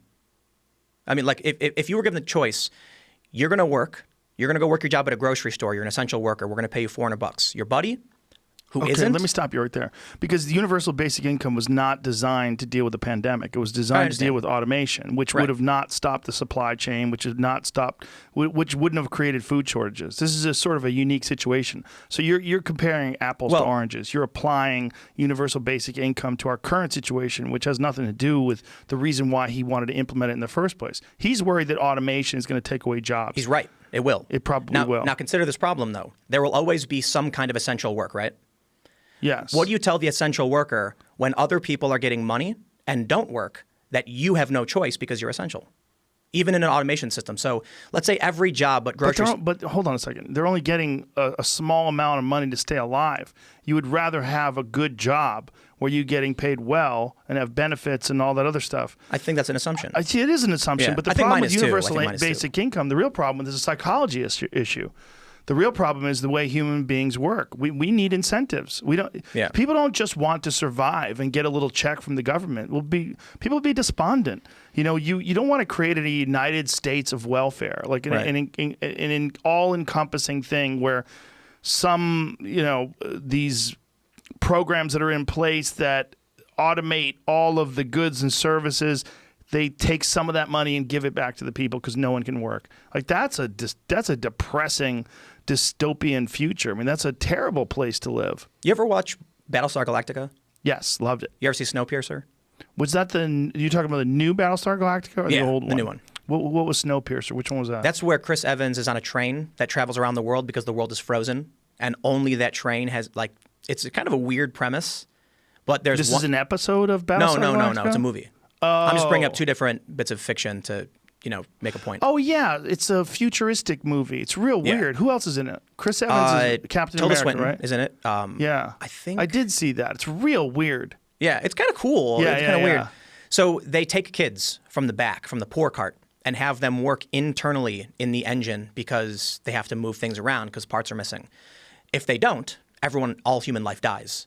So they literally go in the back and they take children away from their families who scream and reject this. In Battlestar, they had children who were also taken for a similar reason to work. You had people who had no choice but to work on the fuel processing ship. Otherwise, all of humanity would be wiped out. I've often thought about, I'm a huge fan of Star Trek: The Next Generation. How do we get to a post-capitalism world where we still have incentives, but we're post-scarcity?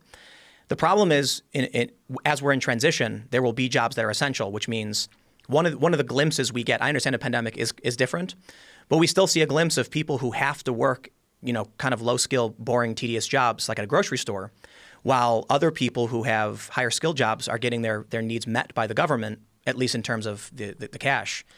So we're here telling, these people. You're talking about right now? Right. So again, I understand it's a pandemic. It's very specific.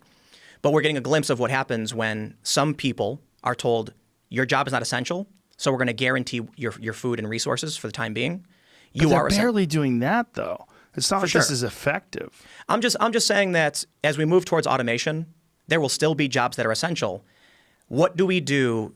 How do we, incentivize and compensate, make that worth the people who have no choice but to keep working while the rest of us don't? I don't know if it's a keep working while the rest of us don't issue. I think it's a problem of jobs being phased out. I think the real problem is automation is going to phase out jobs. It's not going to be about what's essential and what's not essential. I think you're sort of applying pandemic vernacular to. Well, let's remove the pandemic from it, and let's say right now one of the things I looked at, and we talked about this a little bit before. I met a homeless guy in Chicago, and he worked at a job that became obsolete. I'll step back a little bit. Yeah. I asked a homeless guy how he became homeless when I was like 19, and he told me that he had a job. He worked there for 20, 30 years. As he got older, his family, moved away, lost contact. These were different times. Some friends and family had died. When his company became obsolete, technology didn't matter anymore. He was cast out. He had nowhere to work anymore, and his expertise was very specific. So he got a severance package. That ran out. He got unemployment. That ran out. He got kicked out. Now he's homeless. I look at that and I say, how do we make sure that doesn't happen? This guy should not be punished simply because times have changed. But if you scale that up, and say it keeps happening in every different sector, eventually you'll end up with 90% of the population saying, my needs will be taken care of, and 10% saying, I still have to work, whatever the industry may be. Like that's a transitional period that's going to be very difficult. We automate most jobs except for some. Some people will still have to work. Does anybody really think we're going to automate most jobs, though? I mean, there's so many jobs that can't be automated. I don't think that's going to be the. I mean, you're talking about some weird sort of futuristic version. Star Trek. Yeah, I don't think that's what we need to be concerned with. I think the idea of universal basic income is wonderful. The idea that your needs are taken care of in terms of food and housing, and then everything else you got to do on your own. If we're looking at when we look at struggle, right? We look at struggle like across the board. Can't feed yourself. Can't put a roof over your head. What if this is what was attractive about universal basic income to me. What if we all agreed that some semblance of dignity is a part of being an American, and then we will provide you with food, we will provide you with housing. Everything else you have to fucking earn. And that's interesting. That's interesting. I like that. I like it. But I don't know. People don't work well when they don't have to. Exactly. When people don't have an incentive, and the competition is important. And when you look at people that are anti-capitalist, they're really into socialism, one of the things you find is a lot of rich kids.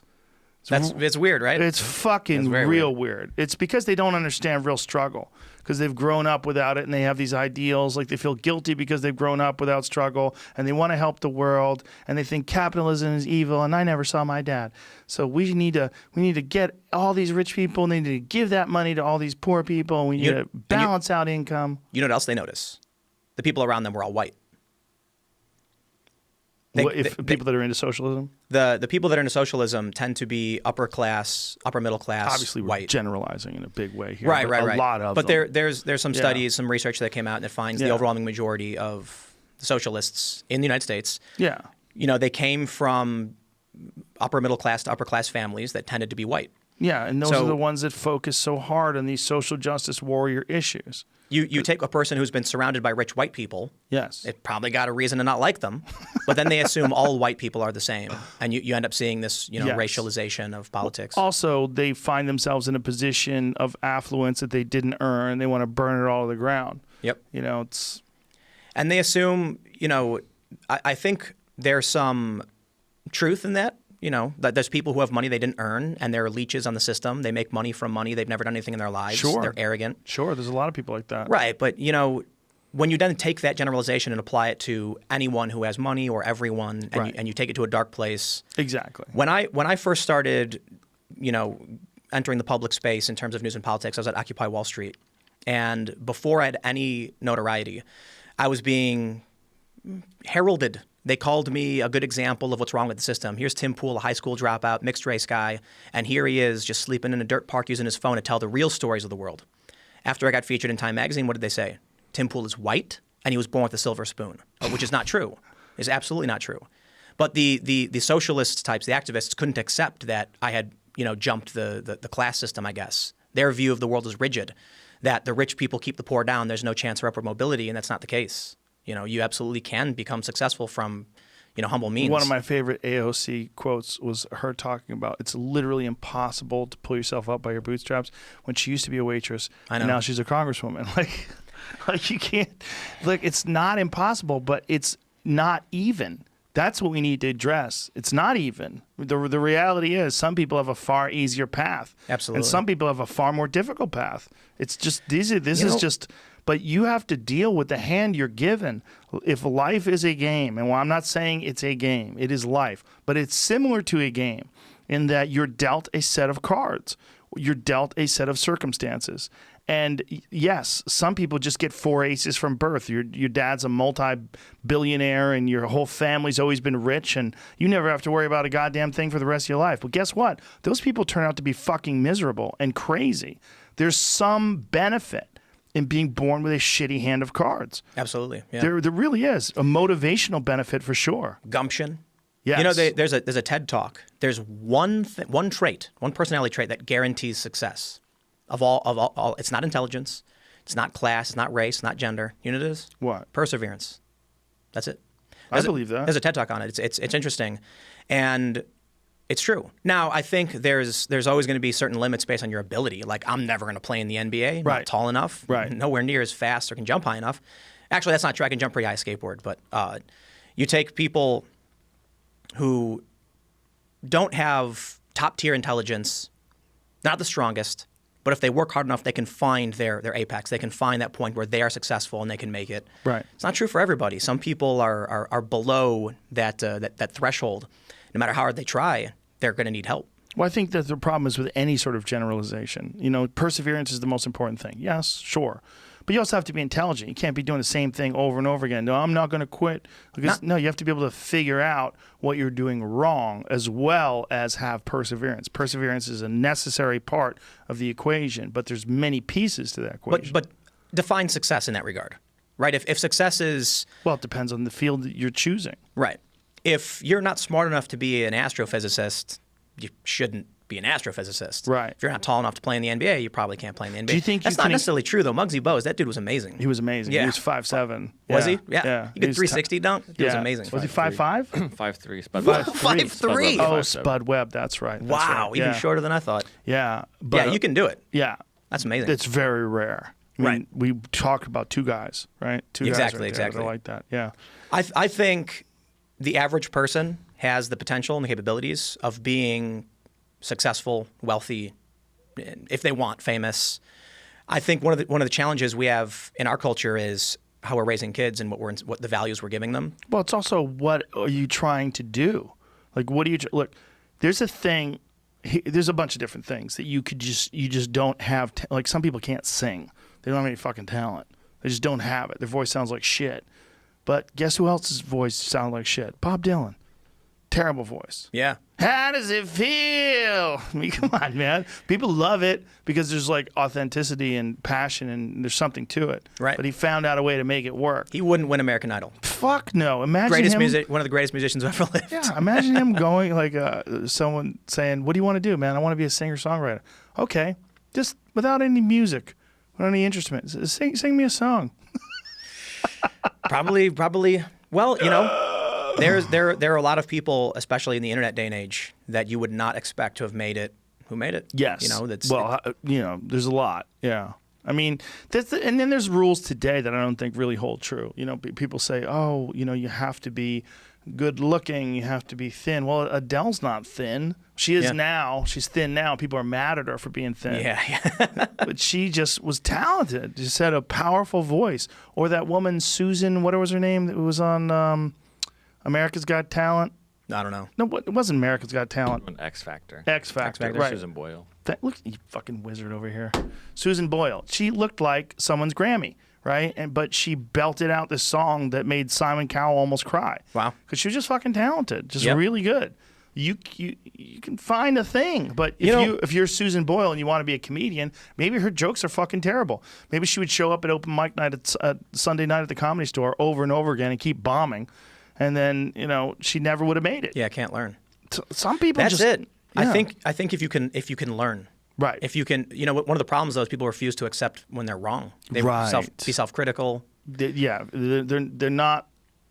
They don't have an analytical perspective in terms of their own issues. They can't analyze themselves and see the flaws and be objective and introspective. Some people just don't have that because they've been protecting themselves. They have these sort of personality traits that protect themselves from self-deprecation, from understanding where they're flawed.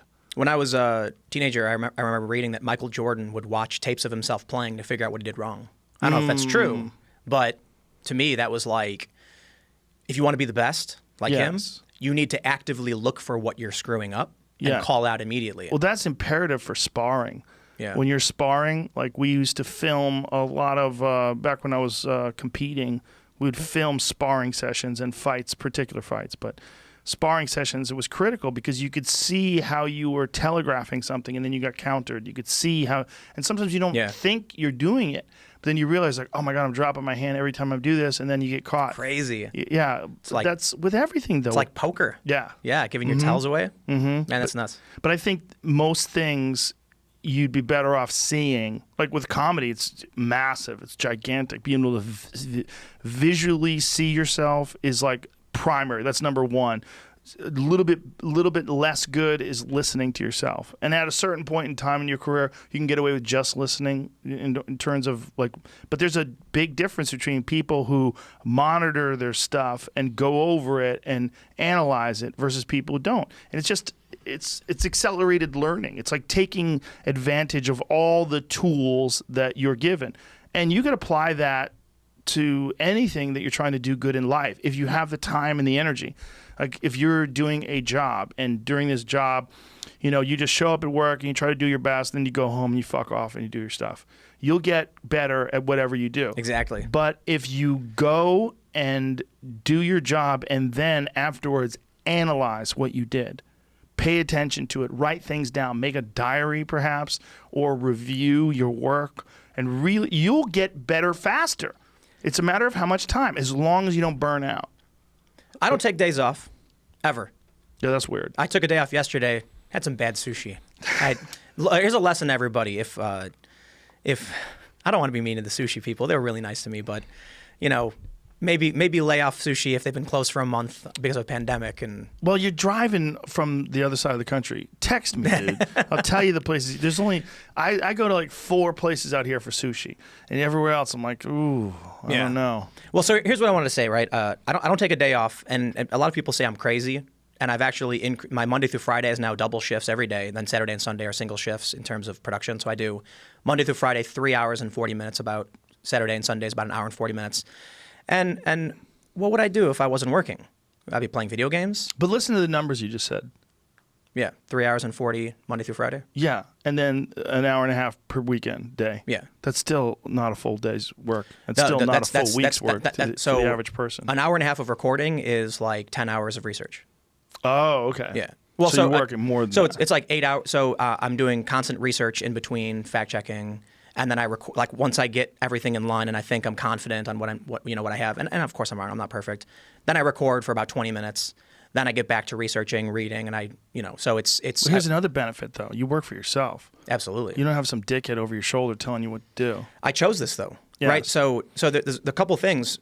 When you brought up, you get good at whatever whatever it is you do. I tell my friends, every second you spend doing something is an investment into being better at that.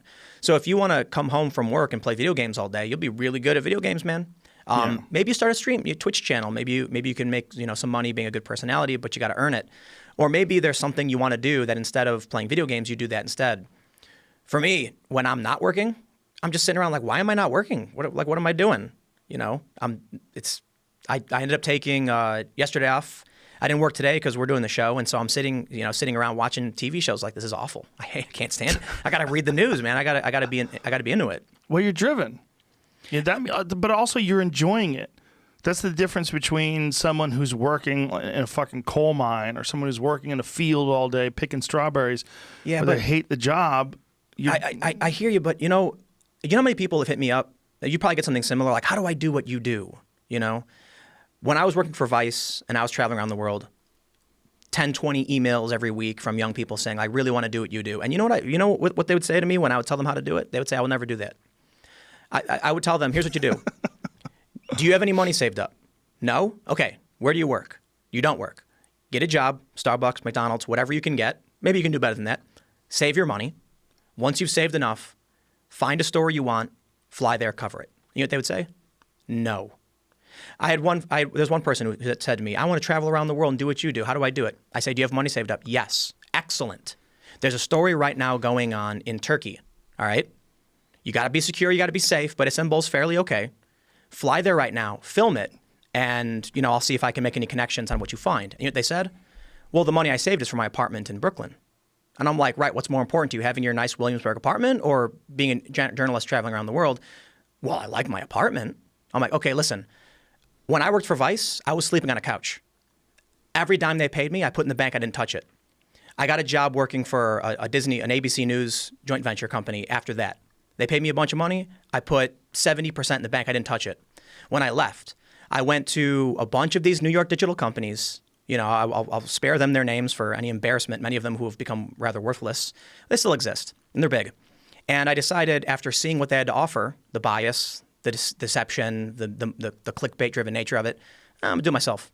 And because I saved my money every step of the way, I was able to do so. So then I had an apartment.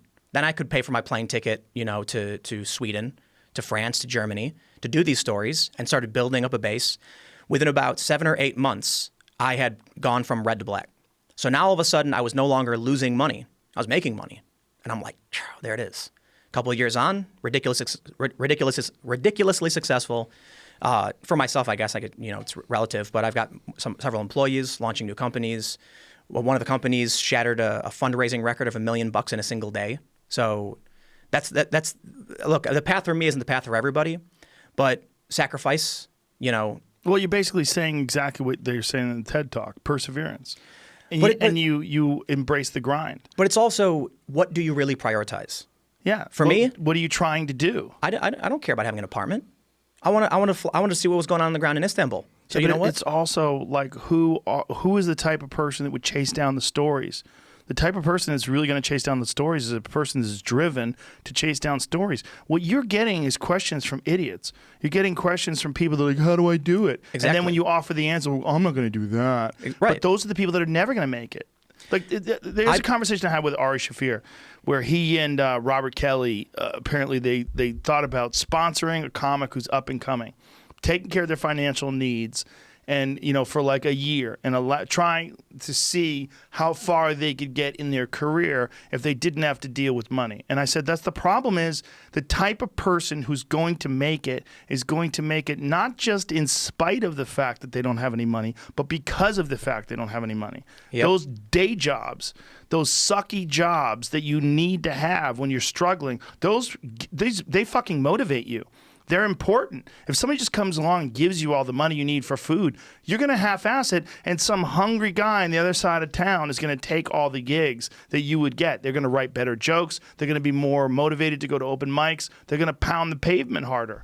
Well, I got a story for you. I'll try and get the details right. It's my buddy's company, so forgive me if I'm getting the details wrong. But he had a social media management company. He started it himself. He knew everything about social media, Instagram, and all that, and he started building up a client base where I'm going to run your social media for you. Worked like a charm. Started making a ton of money, getting new contracts. These companies didn't know what they were doing. He got to a point where he had to hire people. He ended up hiring a couple college grads, and he put up the ad saying, college degree required. They couldn't figure anything out. They kept calling him, having problems, couldn't manage anything, so he fires them. Rehires again, more college grads, same problem. Eventually has to fire them.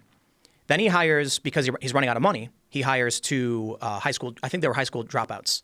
And he was like, they wanted substantially less money, and at this point, I just couldn't find good people. They worked swimmingly. It was amazing. No phone calls, no problems. These were people who had worked hard, saved up money in their small bumpkin hometown, moved to Los Angeles to make it big. They knew what they wanted. They knew what they had to do, and they said, I will find a way to do it. He said the other people I were hiring were just like drones. They just wanted a job. They didn't know or care what they were doing. They didn't bother, so they didn't want to learn. But these people who were driven viewed this as just another problem to be solved on my path to success. Yeah, that's the mindset, and that's the difference. The mindset of success is the mindset of I will figure it out. So I think the problem is how we're raising people in this country. We're raising them to, in certain areas, to expect things to be given to you. You get a Yes. participation trophy no matter what you do. Congratulations, Well, you've this is won. the problem with socialism, and this is the problem Right. with universal basic income, what we're talking about. Yeah. Yeah. Expecting something from the government, particularly without any financial feasibility. There's no real logic to where that money comes from. Like, show me what your the work. money is. Right. What is money? You know, so Right. so one of the arguments I keep seeing from a lot of people who have more, I don't even want to call them socialists. I think they're just regular urban dwelling, like liberal left type people. Mm-hmm. There's one viral post on Reddit that said, "You've got these conservatives, or you've got these people out protesting, so they can enrich their landlords and these billionaires, when they should be demanding that rent be waived, that mortgages, and evictions be canceled, and that the government take care of their needs and provide them with stimulus or something like that." And I look at that like you're very clearly living in a city, but what they don't understand is they say things like, landlord isn't a job. Like I'll argue that there's a lot of very successful landlords who make a ton of money and do very little, but No, it's a fucking job. right, It's and so it's stupid to say it's not a job. It's not just that; it's the money you pay in rent can't just be wiped out because there's groundskeepers, there's maintenance, there's administrative assistants, there's taxes that have to be filed. Rent doesn't just go into their pocket so they can buy a boat. But they view it this way, and they think that money is what you want. That when they say these people who want the government to be reopened, are simply trying to enrich the wealthy. It's like, I think maybe they make things and they want to keep making things. They want You mean their the economy, not the government. the economy. Yeah, Yeah. sorry. Yeah, I Yeah. keep mixing that up. But there are a lot of people that don't seem to understand. I think it's because when you live in a city, everything's already there for you. When I lived in New York, the Williamsburg Bridge, boom, there it is. I didn't see it built. I didn't pay a dime for it, and I can just use it. I can cross over. It's just there. And I've never had to, you never had to fight for it, so you just say, why can't I just have it? You walk in any store and there's food. Hey, there's food. Easy. What they don't see is the supply chain, where the food is made, the work that goes into it. So they assume that money guarantees access to it, which it doesn't. If the economy is shut down, the money can't buy you things. The value of that money starts going down. If the farms can't sell any of this to anybody and start dumping, and I think it's called fallowing fields, no longer farming, then there's nothing to buy. So if products aren't being made and services aren't being rendered because the economy is closed, what is your money going to get you? At a certain point, when the economy is shut down for too long, and we're seeing all of these businesses close, family businesses. I heard a story, terrible tragedy. Somebody killed themselves because their family business of 70 years was shut down. That product is gone. So eventually there's no food to buy. And only then will people realize that the government stimulus money has no inherent value. It's the work we do for each other. That's the argument being left out when you get a biased view on social media, or when these people don't quite understand, how That's things- the problem. There's a lot of noise. People that don't quite understand, people that aren't a part of the supply chain, that really don't know what it's like to, like the people that raise food, they're freaking out right now. Yeah. The people that raise cattle and the people that grow food, and the fact that they have to deal with being shut down and trying to figure out how to restart things, and when is it going to be okay to restart things? When is Yeah. and what if it happens again? What if there's another flare up 2 months from now? I mean, they're hurting right now, and they might take years to recover from these past couple months. Well, there was, I think, some health official in California saying they might not be able to fully reopen until there's a vaccine, which could take 18 months.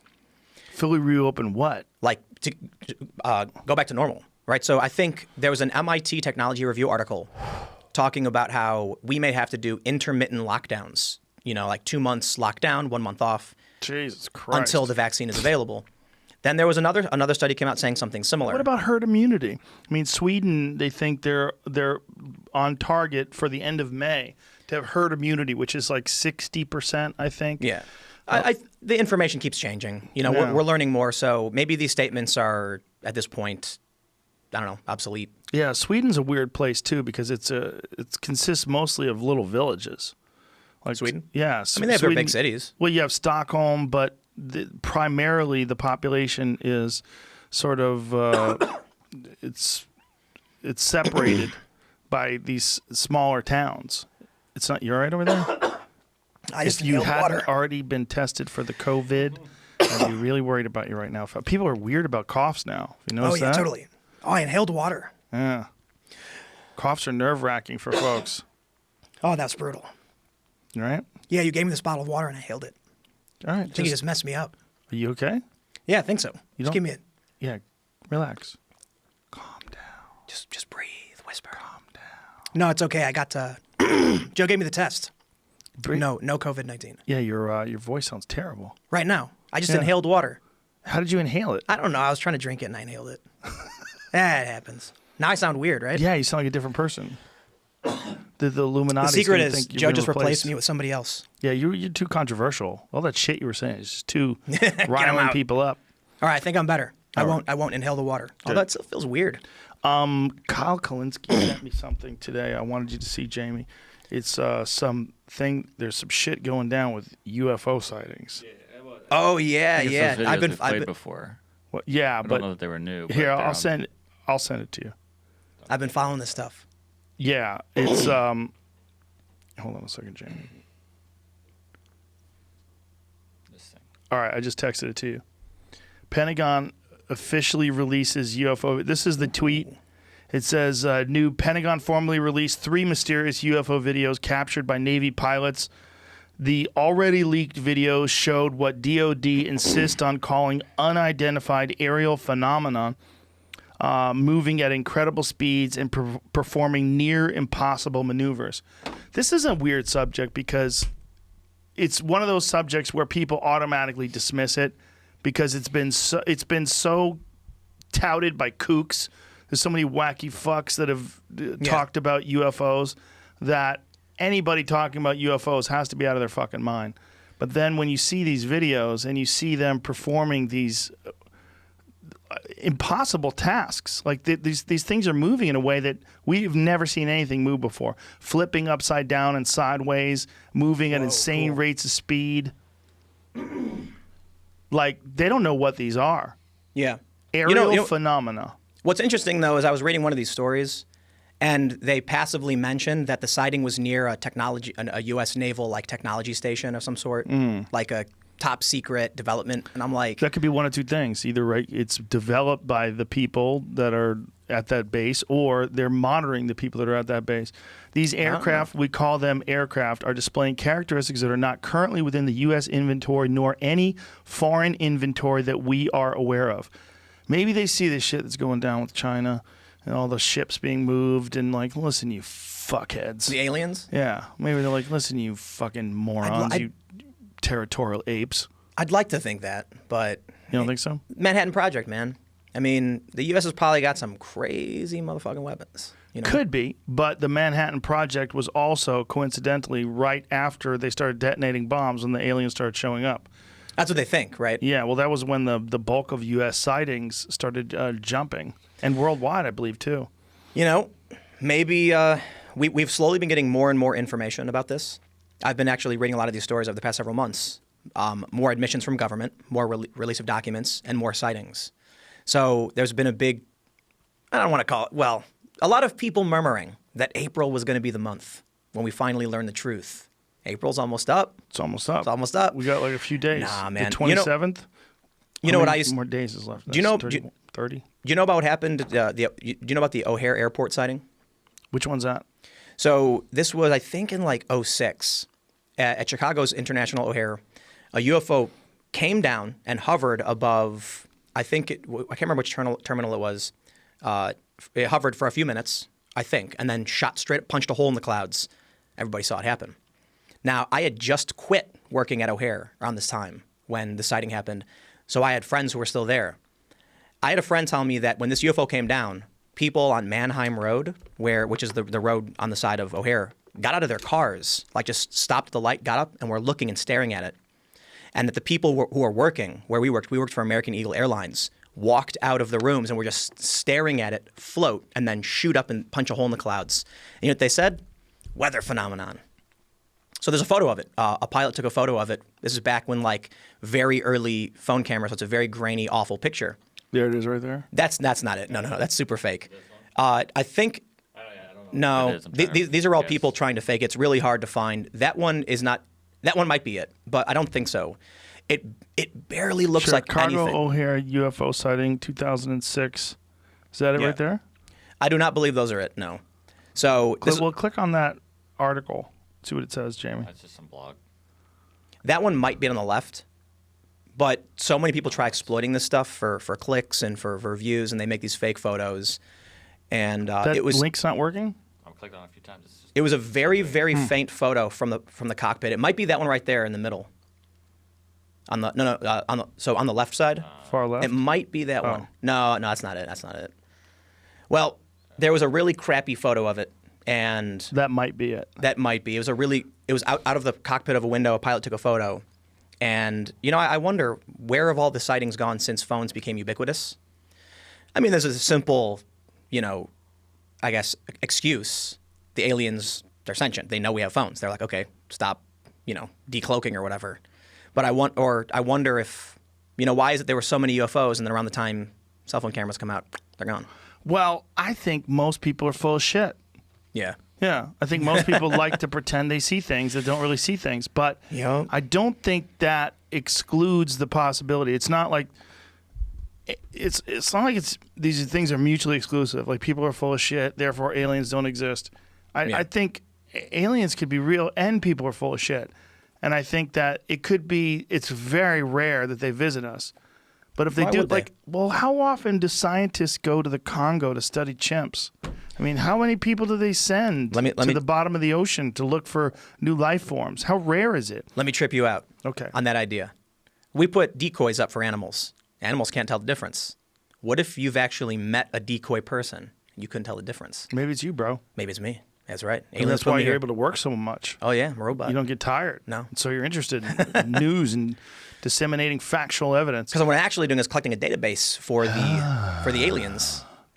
No, but I thought about this because I saw a photo on Reddit of a puffin, I think it's called, the bird, and they put up a fake puffin, and it's because I think they're called puffins. It's because the birds don't like nesting in places where they're alone, and so by putting the decoy there, the other birds would start coming, and like one bird showed up and was hanging out with the decoy, and I'm like, could you imagine you see we put duck decoys in the water, we do duck calls. And the duck's like, ooh, hey, fly honey, I'm going to come over and check this out. And it's like a wood block.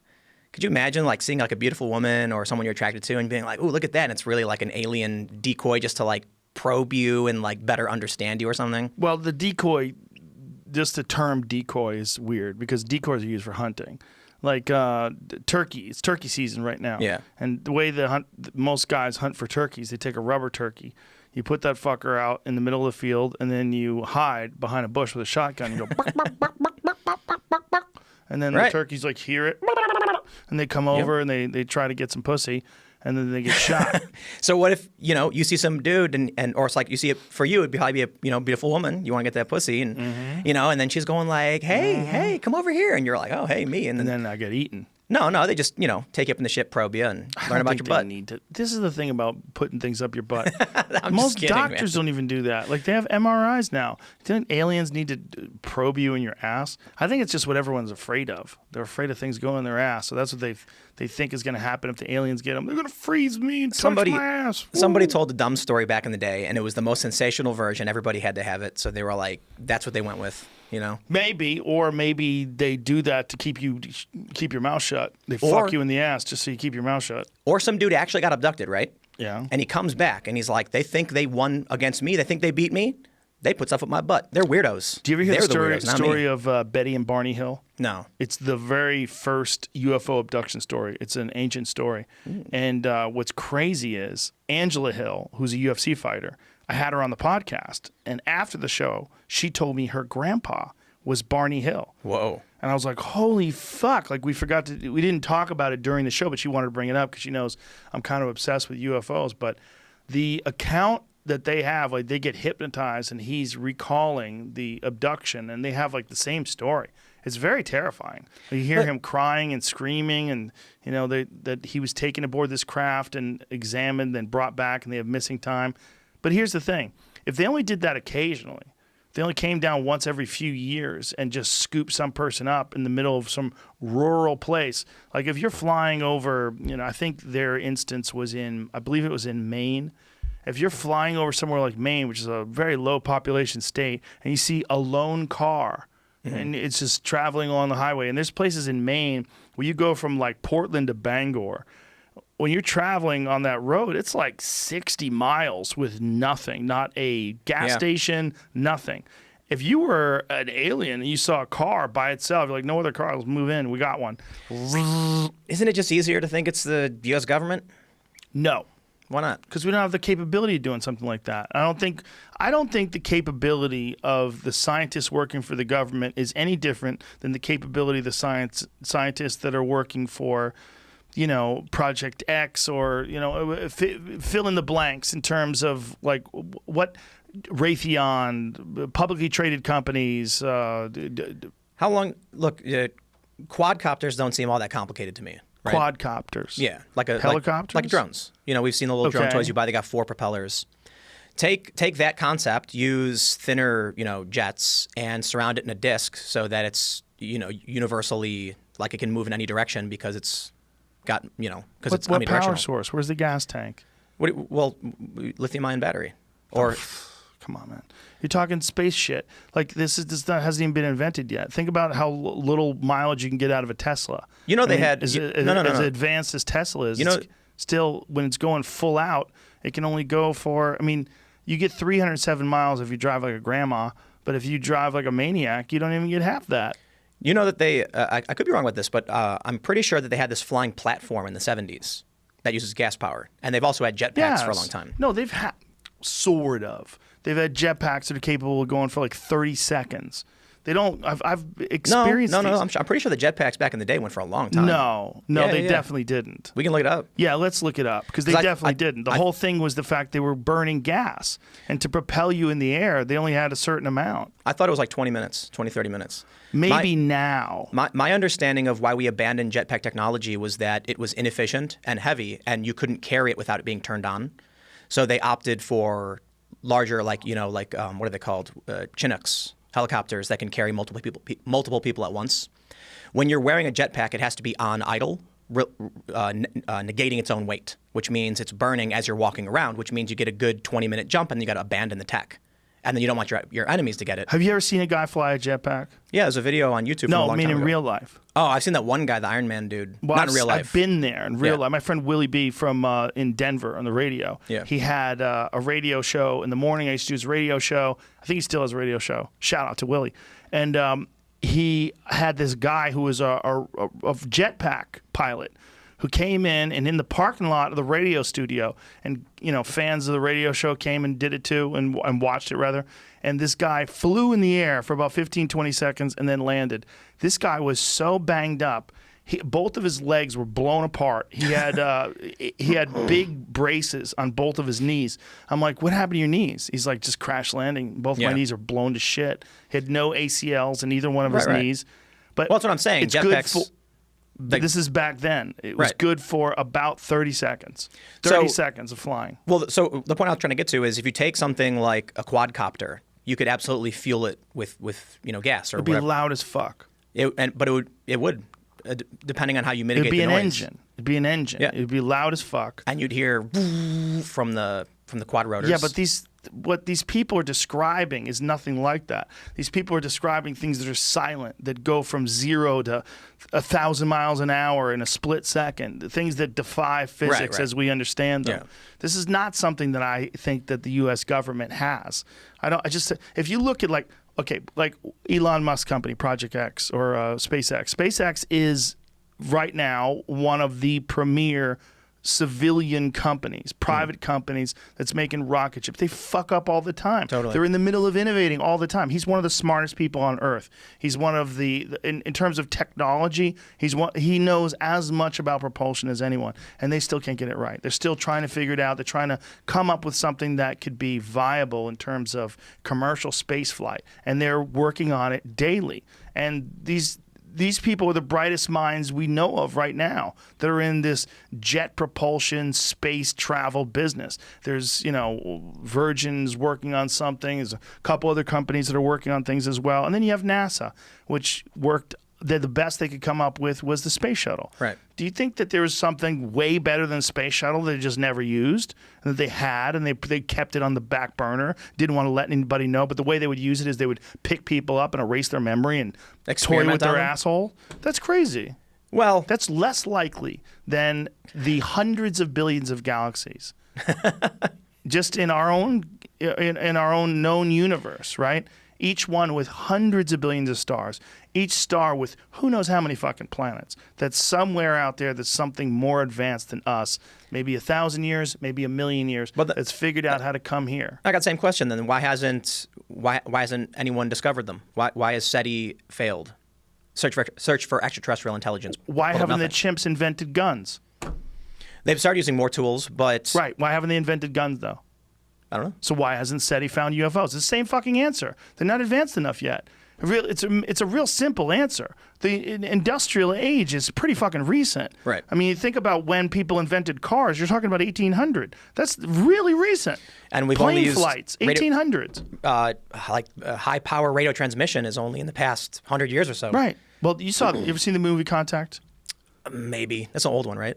It's Jodie Foster and Matthew McConaughey. It's based on Carl Sagan's book about contact with space and with aliens and how it's going to go down. I think I did see it recently. I can't Interesting take on it. But Oh, the yeah, idea wait, is that they've received the signal that we sent out way back, in the day. Actually, when the first broadcast signal was Hitler announcing the Olympic Games, the start of the Berlin wow. Games, and that this was the first signal they got. It was a really controversial moment in the movie, or controversy, in the plot, with that once they were trying to decipher the image that was being sent, they realized it was Hitler. Yeah. The first thing they see is a swastika, and they're like, "What the fuck is They this?" sent it back to us. And then they had to realize, oh, no, this is the first image that we sent out to space. They wouldn't be able to understand the political or historical context of this. And Well, so I got a few. There's a few issues I see in terms of aliens and Earth contact. Right, we are substantially more connected, in an evolutionary chain to ants than we are to any alien. So we can't communicate with them for the most part. We kind of can. We understand how they communicate. But when an ant sees a superhighway, this is someone else's quote. They don't think twice. So it's possible there are aliens that have superhighways right above us. We can't tell what it is. Same as a dog doesn't understand other than stay away Sure. from it. But one of the issues I think is often neglected in the conversation about aliens is we assume aliens would be on a very similar planet to us. We assume that they would have some kind of gaseous atmosphere, perhaps it's a liquid atmosphere. And one of the things that I would ask of a researcher, because I'm not the expert, is the fact that we have the proper balance of oxygen in the atmosphere to manipulate fire, which allows us to separate elements and then create computers and components and fuels, wouldn't exist on a planet without the same atmosphere we existed okay, in. stop. I can answer that really easily. Yeah. There's no known propulsion system for any of these crafts. These things are not using fire. They don't have a heat signal. They don't know what they are. They don't know how they work. I don't mean propulsion. I mean the separation of elements, the manipulation of elements, right? So we melt things and separate them and break them down. They don't believe that that's how it works. No, but I mean, like, how do you even start from? I'm sure there's an answer.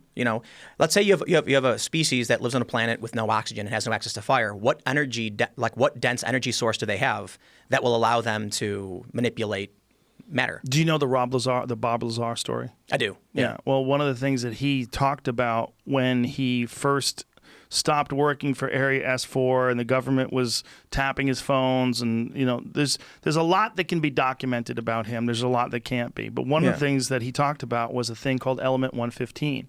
Right. That element 115 is this insanely dense element that they use to bend gravity.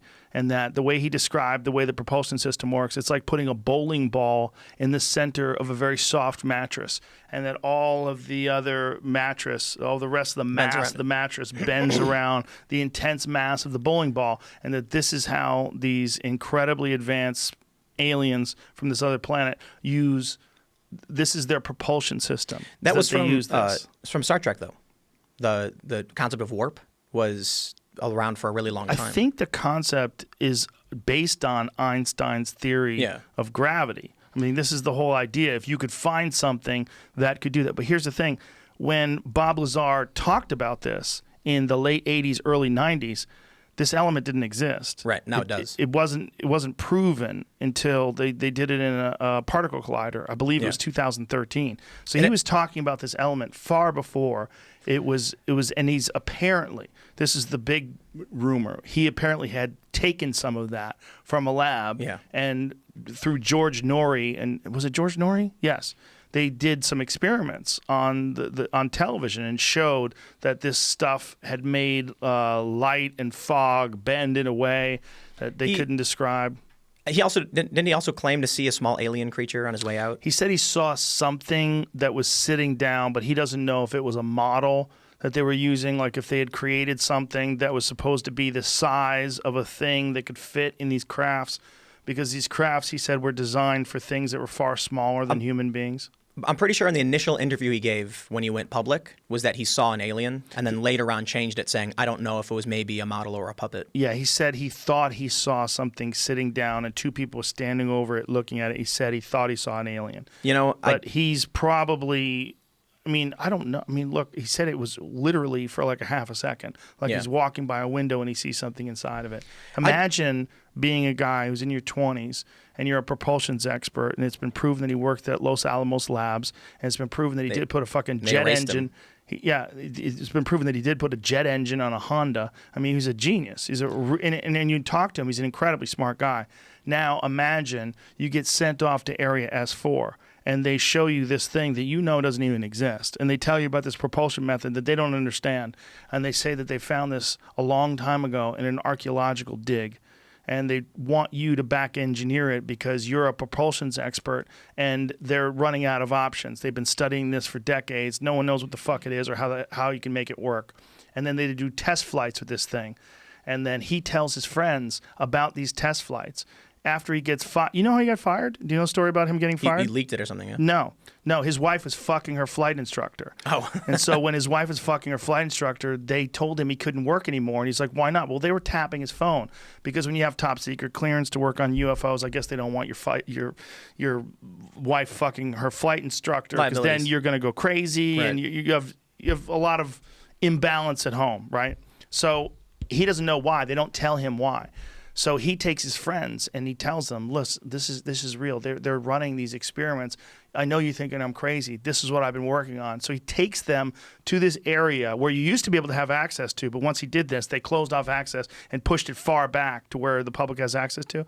And he showed them these things doing these impossible maneuvers in the desert, in the night sky. This I remember. And so then he gets arrested. And so when he gets arrested, he was in fear of his own life. He goes public and tells this whole story. And then they erase his past. They erase his social security number. They erase his education background. Even though people that knew him and knew he worked at Los Alamos Labs, he takes George Norrie of a tour of Los Alamos Labs, knows the people that work there.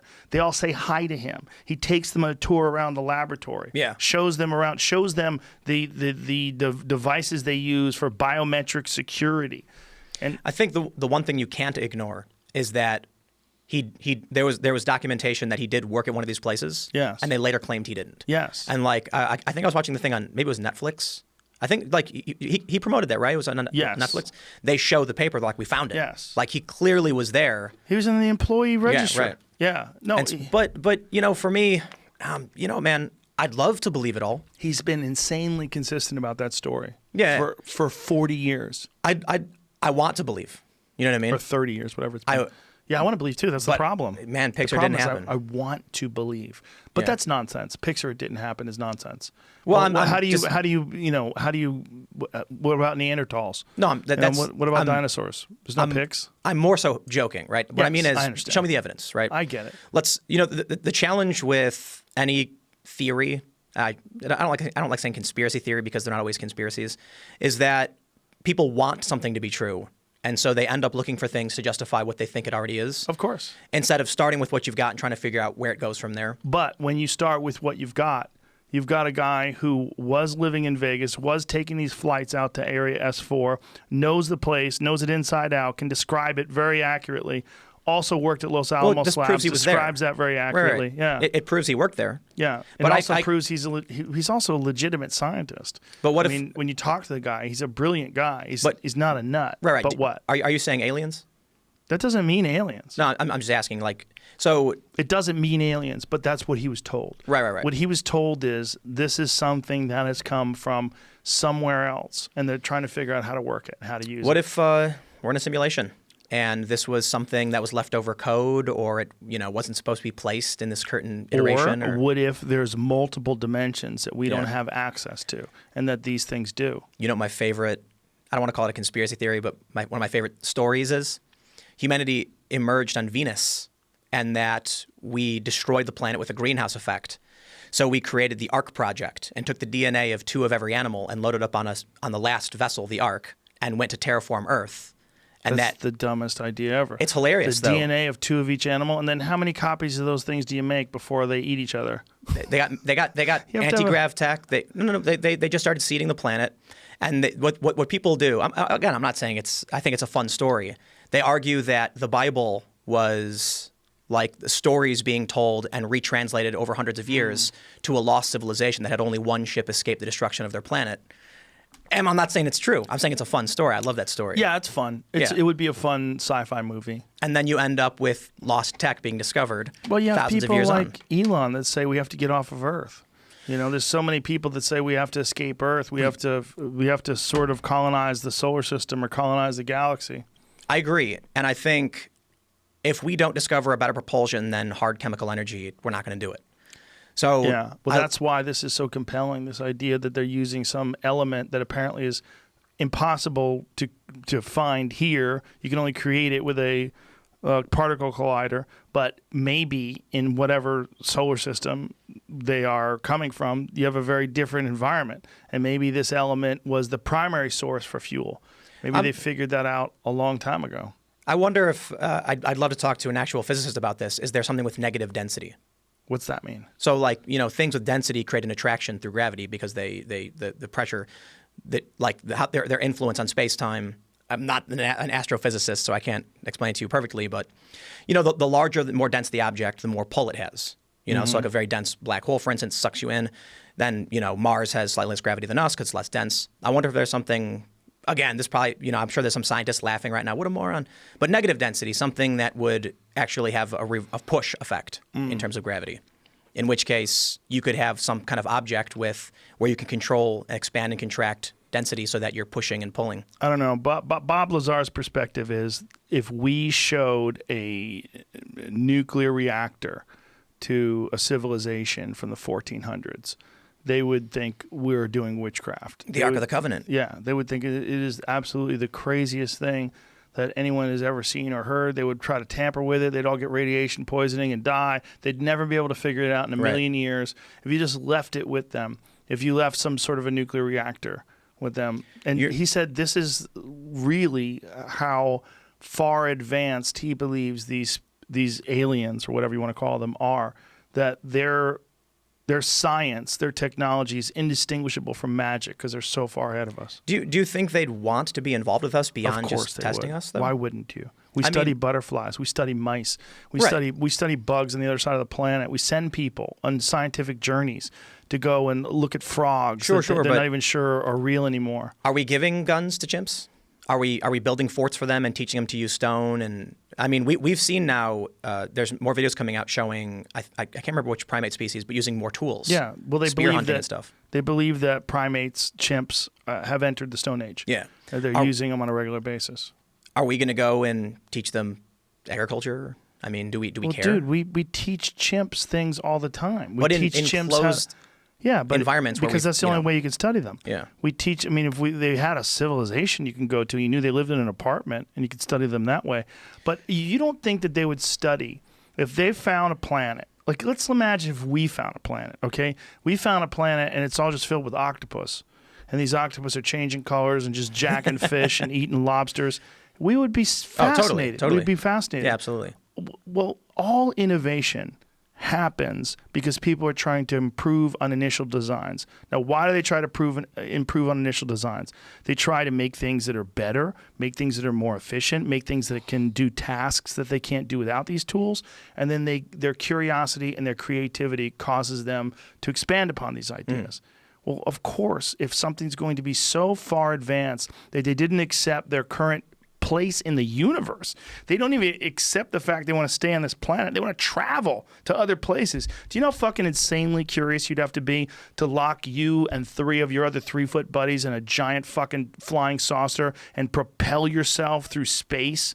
Oh yeah. You would have to be incredibly curious and incredibly, not just curious, but innovative. They would have to be thinking about things. They would have to be exploring things. And of course, you would want to come to a planet that is filled with people who have hundreds of different languages. They're all full of shit. They lie to each other constantly, send videos through the air. They have weapons that they could blow each other up with. Yeah. I mean, of course you would be fascinated by that. I think that's the least compelling argument that anybody ever says. Why would they mess with us? Why would they care about us? Of course they would care about us. We are fucking interesting, man. Well, I'll put it this way. I think if we saw like a group of chimps standing near a waterbed, and then one chimp fashions some kind of bag and pulls it over its head, jumps in the water, and tries to go as low as he can for as long as he can, but before coming back out, we would look at that like, that is the stupidest attempt at scuba diving I've ever seen, but oh my God, a chimp just tried to scuba dive.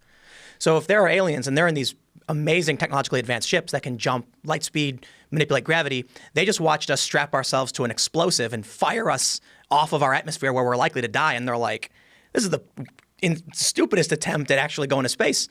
These guys are trying to go to space. I wouldn't think about that way at all. I would think about, look, there's a fucking space station. It's up there, and people live on it. They shoot themselves. They have a very crude form of propulsion, right? But they've figured it out because they don't have element 115 in their environment naturally. So these dummies have to light things on fire and use the push off the back of it to shove themselves through normal air. And you know why they're not going to give us that tech right now? Why would they give us tech? Why do you say give us tech? Why they wouldn't? I'm saying, But why would they give us tech? Why would any... that's the weirdest argument ever, that they're giving us things. I don't think they're giving us shit. No, I don't think so either. I think they're specifically not doing it, and they wouldn't do it even if we wanted them to.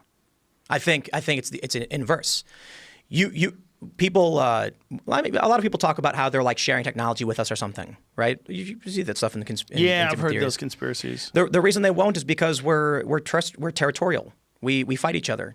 Oh, for sure. Yeah. So look, if they came down and went to Russia and said, here's anti-grav propulsion, what do you think Russia's going to do? All right, our planet now. They're going to immediately expand rapidly. Their population's going to grow exponentially, and it's going to cause massive turmoil between nuclear powers, which could destroy themselves. Yeah, for sure. So they're going to use it as a weapon. The smartest thing is to not share at all until we're a one-world, society. Well, also, like, look at what they look like. What do aliens look like? If you look at the iconic shape of an alien, they have giant heads and genderless bodies. Like, maybe that's the key to stopping war. There's the Nords. No incentive whatsoever for people to be sexual or attractive. Everybody looks exactly the same. We get over this idea of biological mating. They reproduce through genetic engineering. Why not just be robots? Well, maybe they are like robots. Maybe that is like a robot. Maybe artificial bodies where have you seen Altered Carbon? I haven't, but I keep hearing good things about it. I just finished season 2. Season 1 was awesome, but basically they have a thing called a stack. You said you finished season 2. Season 1 is awesome. That means season 2 sucks? Season 2 is a C+. Oh, season 1's like an A+. C+. Yeah. It's fun. But they have a thing called a stack in the base of in their spinal column right below their head that stores their consciousness, and they call their bodies sleeves. And they kind of don't care when they die because they just get, if you're poor, you get really crappy sleeves, right? But if you're rich, you get premium access, military upgrade, like high tech, very strong. But their bodies just become separate. And you can also transport your consciousness interstellar, like to other planets. And then you wake up in a body on a different planet. That's how you go places now. Oh. Your consciousness travels.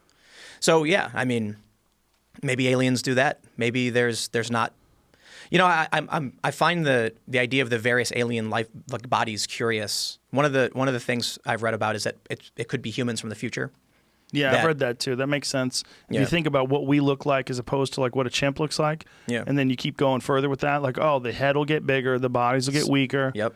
And then look, there's a sort of a trend in this society today to be less masculine, less feminine, more gender neutral.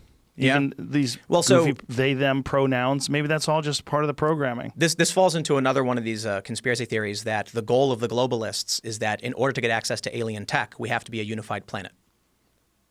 Aliens aren't going to give What? aliens. Really? You've heard that one? Oh yeah, it's all over the internet. That's why they're doing this? So- They're going with a one world order in order to get alien tech? Do you think the Galactic Federation is going to let a planet in which has got numerous governing bodies and nuclear weapons? I don't think there's a galactic federation. I'm Do you just think? I'm just kidding, right? The Right. point I'm making is there are people online who believe this. They believe that if there is some kind of galactic federation, or at least some kind of recognizable, different cultures that have some kind of set rule base, Right. who do they negotiate with? Us, Russia, or China? And so the argument, one of the theories is that interests on the United States who have access to the aliens know that they have to do everything in their power to unify the entire planet under one authority so that we can be entered into whatever alien, access would exist. But so long as we are nuclear-powered competing territorial factions, they can't do it. Well, that makes sense if that was the case. But you add in what you were saying about masculinity and gender, and one of the things that I find interesting is that when it comes to this argument about removing masculinity, there's kind of a overlap with this idea of domestication. You think about wolves, proto-dogs, and dogs. Dogs are effectively wolf cubs perpetually. So wolves are aggressive, territorial, independent. I mean independent in the sense that like you're not going to tame them. They're like You don't teach wolves. Yeah. Yeah, They're like not you're- willing to listen to you. you can, but it's like it's Barely. they agree with you or they don't. You're following, So an adult, masculine, tough human is going to be like, I'm independent, I'm in charge. They've got to remove that and domesticate us. So you get a bunch of weak, effeminate, genderless humans who are going to be passive, docile, and agreeable. Yeah, like dogs. Right. Yeah, I do. I have a whole bit about what wolves are and what dogs are. Yeah. And what men used to be. Right. And what men are now. Dude, I was thinking of this really cool idea for a sci-fi film where aliens come to Earth and most humanity accepts domestication. And then 300, 400 years from now, you've got regular-looking 21st century kind of men and women, but then you have these 5-foot-tall, super armored jetpack with plasma rifles that love and serve the aliens, and we view them as freakish genetic defects. So have you seen like Oblivion with Tom Cruise? Yes. The aliens basically genetically engineered a whole bunch of Tom Cruises. I was thinking of that kind of idea, but also with domestication. That's an underrated movie, by the way. That's cool. I love it. Yeah. Very good movie. If aliens came to Earth and most humans agreed, and then over time the humans that got access to life-saving technology, special armor, were the ones that were agreeable and less likely to be aggressive. Yeah, they would bitch out just like the wolves bitched out and became a poodle. Boom. And then you'd have wolves. So I thought of a cool idea for a story. You basically have humans like raiding a chicken coop, and the aliens are like, and they call their attack humans, who jump out with like armor and crazy future tech from the aliens, but they're like these small dog-like versions of humans, like Right. desperately in love with the aliens, Right. Just like crying in love. Dogs Yep. are, yeah. And wolves aren't like that. But I wonder if the people would eat those dog-like people the way wolves eat dogs. Well, for the sake of a fiction, no, we wouldn't have them do that. But And what would yeah, maybe. coyotes be? Coyotes would be like this sneaky, smaller. But our coyotes aren't the product of domestication. I mean, they're just a separate canine breed, I guess, or species. Right. Right. But I'm saying like they really never got domesticated. Yeah. That's what's interesting. It's like they're. I mean, is there a coyote version of humans? is Yeah, what the I'm North saying. Sentinel Island, right? You know what North Sentinel is? Yes, Yeah, yes. yeah. The people who've never had contact with other humans. Well, they've Yeah. had several bad experiences right. with other people, which Firing is why they, arrows at helicopters and stuff. Well, that's why they killed that guy. They killed the missionary. They killed the missionary because they were invaded in the 1800s by a guy named Maurice Vidal Portman, who was a pervert / explorer. Who would measure dicks and, and take detailed descriptions of people's anatomy and genitals. I mean, was it for legitimate research purposes? No, it's a fucking wacko. Just Yeah. find people and run tests on them. Yeah. But that would be what we'd worried about with aliens too, right? If What, coming aliens here and came being here, maybe creepy that's why people are worried about them touching their asshole. Well, maybe somebody- it's only the pervert aliens. Somebody posted this tweet. They said something about like you need to realize the aliens who would come to Earth aren't the cool nerds who want to like talk science. It's the rich assholes who rat fuck their planet and are dipping out. That's a silly way to look at it. Well, I That's mean, us. it's one But possibility. I understand, but that's us.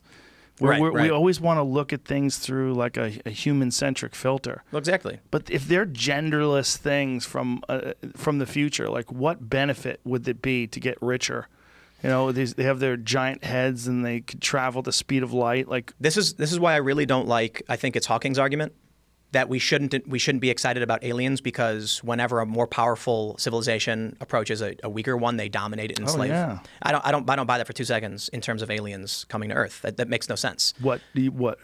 So the argument, You don't buy what? Hawking's argument, Oh, you don't? that if aliens came to Earth, they would enslave us to steal our resources. Well, I don't necessarily think they would enslave us to steal our resources, but if we were aware of them, they would become space daddy. Well, what he's saying is like, you know, when the Europeans came to North America and spread disease and then stole land and started wiping everybody out. Like Yes. when a more advanced civilization meets a you know, I don't think aliens would do that at all. It's like Why not?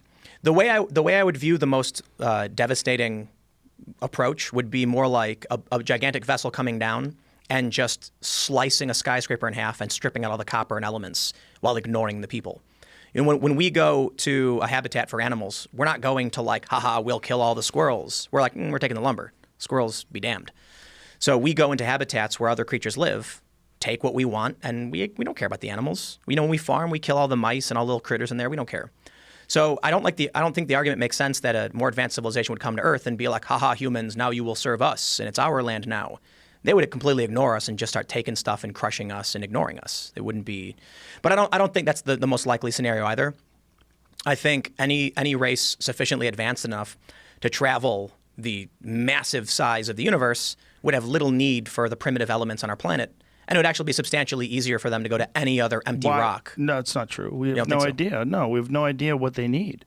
Like, this might be an incredibly rare place. Like, Yeah, it's incredibly rare as far as everything we've been able to observe.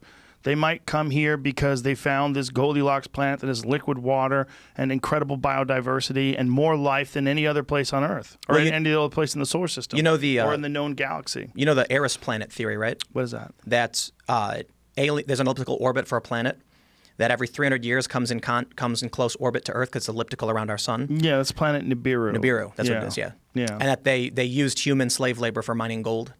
Yes. That's all Zecharia Sitchin. Yeah, You know yeah, what Zecharia Sitchin is?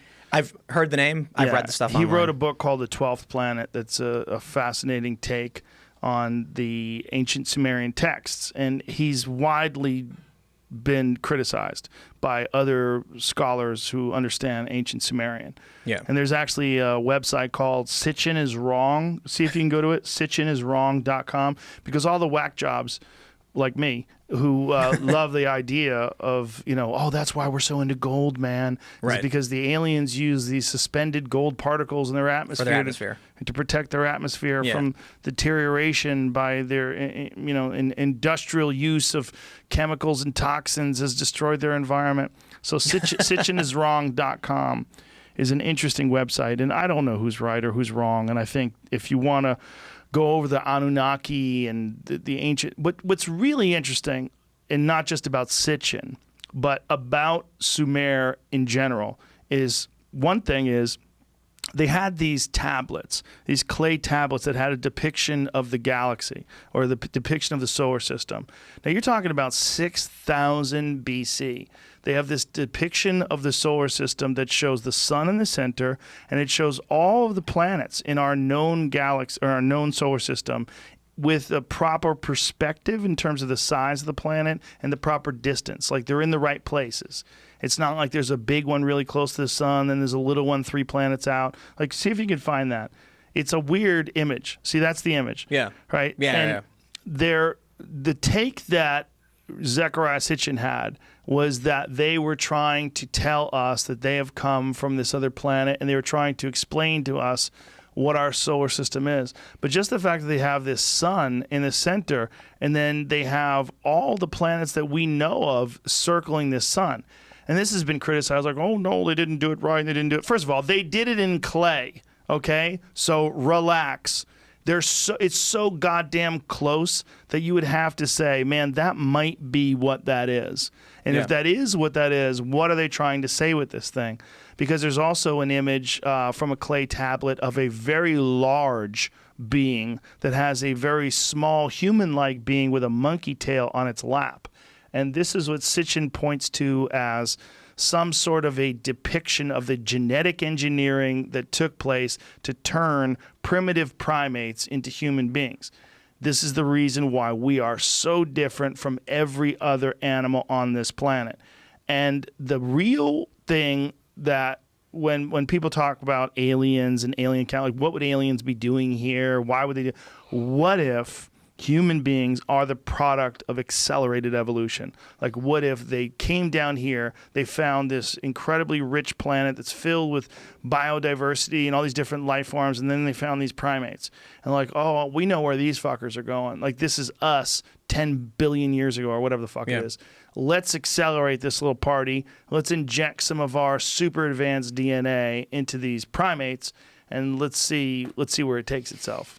So what do you think? You think, yeah? That's a fun story. Right. That's the story that they told Bob Lazar. But Bob Lazar said, I don't know if they told me that to throw us off the trail, if it's disinformation, or if it's just some wacky thing that they came up with to like have a crazy story that the scientists couldn't tell anybody. So if you do tell people, like, what are you working on? I'm working on reverse engineering a propulsion system from an aircraft that came from another planet. And by the way, we are a product of accelerated evolution. They came to us and they injected our DNA. And, you know. Well, think about that story in the context of ancient religions and a lot of the commonalities, notably like Abrahamic.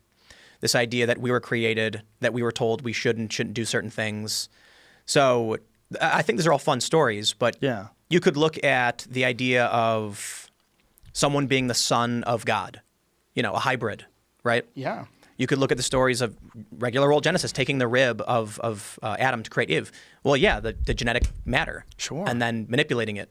So, you know, I get a lot of heat from my more religious friends for pointing that out, that I believe the Bible is more likely on an odds base to be about aliens than about the actual creator of the universe. And I'm talking astronomical odds, like ridiculously astronomical. But I think we actually know some things exist. Genetic manipulation, cargo cults. We know how primitive life form reacts to more advanced technology they don't understand. And that would make more sense to me than, you know, believing in a hard religion about the creator and, you know, carpenter's son, things like that. Yeah, well, it's also, we're dealing with translations.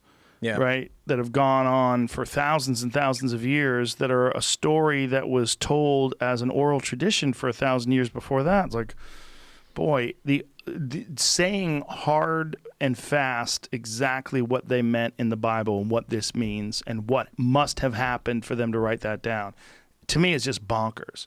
I mean, who knows? But what we do know is that the older the stories get, the weirder they get. Like, that's one of the weird things about the ancient Sumerian texts, is that you're in like the 6,000 years ago range, which is really weird. Like, that's a long fucking time ago. I saw that conversation with that dude about the Sphinx. I think he said it was like 9,000 BC or something. Well, this is Graham Hancock and or Robert Schoch. Robert Schoch, who is a geologist at Boston University, is actually taken the time to examine the erosion around the outside of the Sphinx. See, the Sphinx itself has been worked on a lot. There's been a lot of rehabilitation of the paws. They've sort of rebuilt it, which is kind of a shame. But it's made out of a sort of a soft stone, and it's eroding and falling apart. And when they found the Sphinx, like when Napoleon found the Sphinx, it was buried. It was buried under sand. So this is a thing that had been buried and re-exposed like many times, they think, throughout history. And what Robert Schoch had found in discovering the temple where the Sphinx was carved, and the area that surrounds the Sphinx, was these deep fissures in the walls that were indicative of thousands of years of rainfall. The problem with that is the last time there was rainfall in the Nile Valley was 9,000 BC. Right. So they're dealing with, like, and you have to go back thousands of, or 9,000 years ago, it might be 7,000 BC, but you have to deal with thousands of years of rainfall prior to that to create this. So that means that this was something that was clearly carved by man, has thousands of years of rainfall that eroded it, and you're dealing with a time period where the last time they had this rainfall in this area was thousands of years before they think people were even capable of building things like this. Maybe it was the lizard people. You going David Icke on me, bro? You know that theory about the super intelligent dinosaurs that fled underground? Oh God, no. But it's funny. Like, there's so many wacky theories. It's funny, like what I'll roll my eyes at. Isn't it even just a tiny bit more likely that humans came from a different planet, and after they destroyed it, and then reseeded, and we lost our way of life? Yeah, it's possible. Look, if we're gonna go to Mars, like, what is the fucking origin tale gonna look like 100,000 years from now once we go to Mars? Let's take the climate change, global warming stuff to its logical conclusion of rising tides and a runaway greenhouse effect. Right. So we build one ship. Elon Musk builds one ship with a very small crew of, how many people are going to be on that? Do you know, on his Mars expedition? Know. Gotta have some chicks, though. Yeah, I think gotta repopulate the Earth, right? So it's got to be men and women, and the people are going to have to be, heterosexuality is going to be favored because you really can't have gay people that aren't going to breed. You have two lesbians, like, we need to have it only populated by lesbians. Well, there's no more. Do you guys have buckets of sperm and a turkey baster? Because how else are you going to make people when you're over there? I was reading that they're going to go with people who are already coupled. And they're going to, with like 10 couples or whatever. I don't know about Elon Musk specifically, but that was like wife swapping going on in space. They did talk about that too. I was reading like the most optimal theory for colonizing Mars would be like polyamorous people. Something like 10 people already coupled. Not that they're polyamorous, but they expect there's going to be commingling eventually. Expect commingling. Oh, so it's Burning Man in space. But check it out. Let's say we sent a Mars expedition. 10 families. We've got, 2 of each. They start having kids. We send cargo there. They start building. And then Earth wipes itself out. Runaway greenhouse. We can't get to control things. Nuclear war, whatever. Right. The planet becomes a desolate wasteland. There's no more communication to those who are on Mars. So the last remaining, 100 or so people who are now on Mars, the adults who remember Earth, write down a book. Here's everything that happened. Here's what you should and shouldn't do. Here's how we lived. And they give it to their kids. Now, their kids never experienced Earth and know nothing about it. In fact, those kids only have a fleeting image of the technology that they once had. Now, go 2 more generations down. The old tech where we used to colonize Mars is now decaying and falling apart. They have no idea how to fix it. The original colonists are dead. Go down 3 more generations. Now you've got a few thousand humans start moving off looking for resources.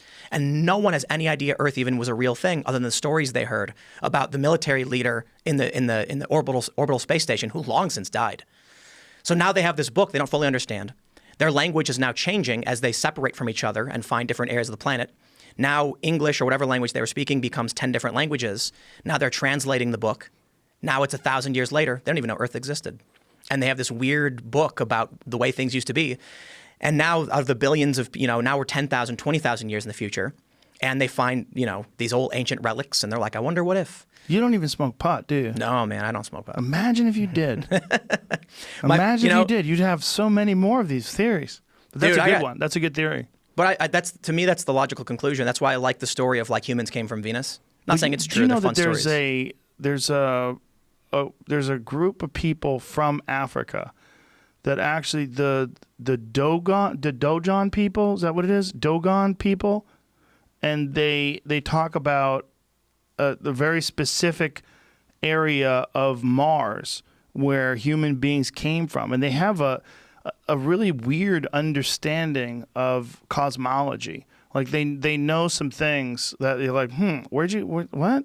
And their origin story is that people were living on Mars and that they destroyed Mars and had to escape Mars and come to Earth. There you go. So it's sort of a very similar version of it. And now when you add that to what they know about Mars, that Mars used to be like a hospitable place to life. Maybe water. Yeah. Well, think about it this way, too. Let's say that we had an orbital space station over the new planet we're terraforming.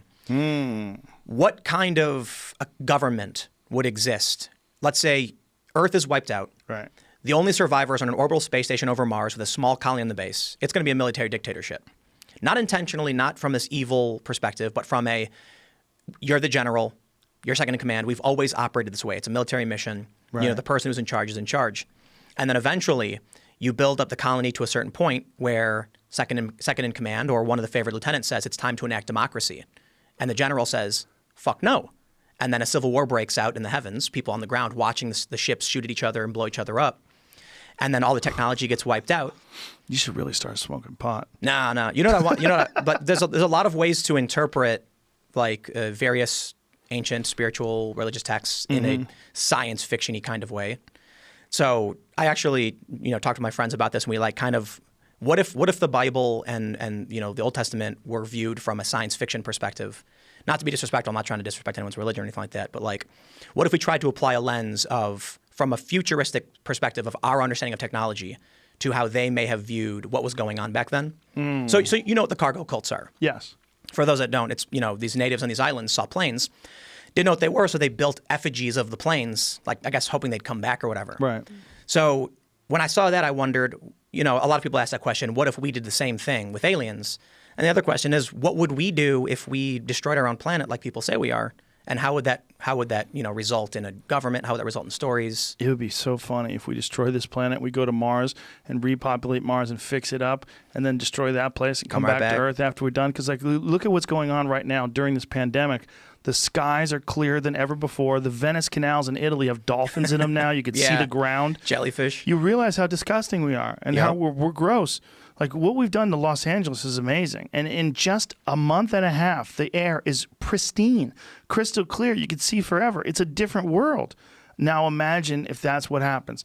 If we go to Mars, we fuck that place up, come back to Earth. Look, it's fixed. We're back.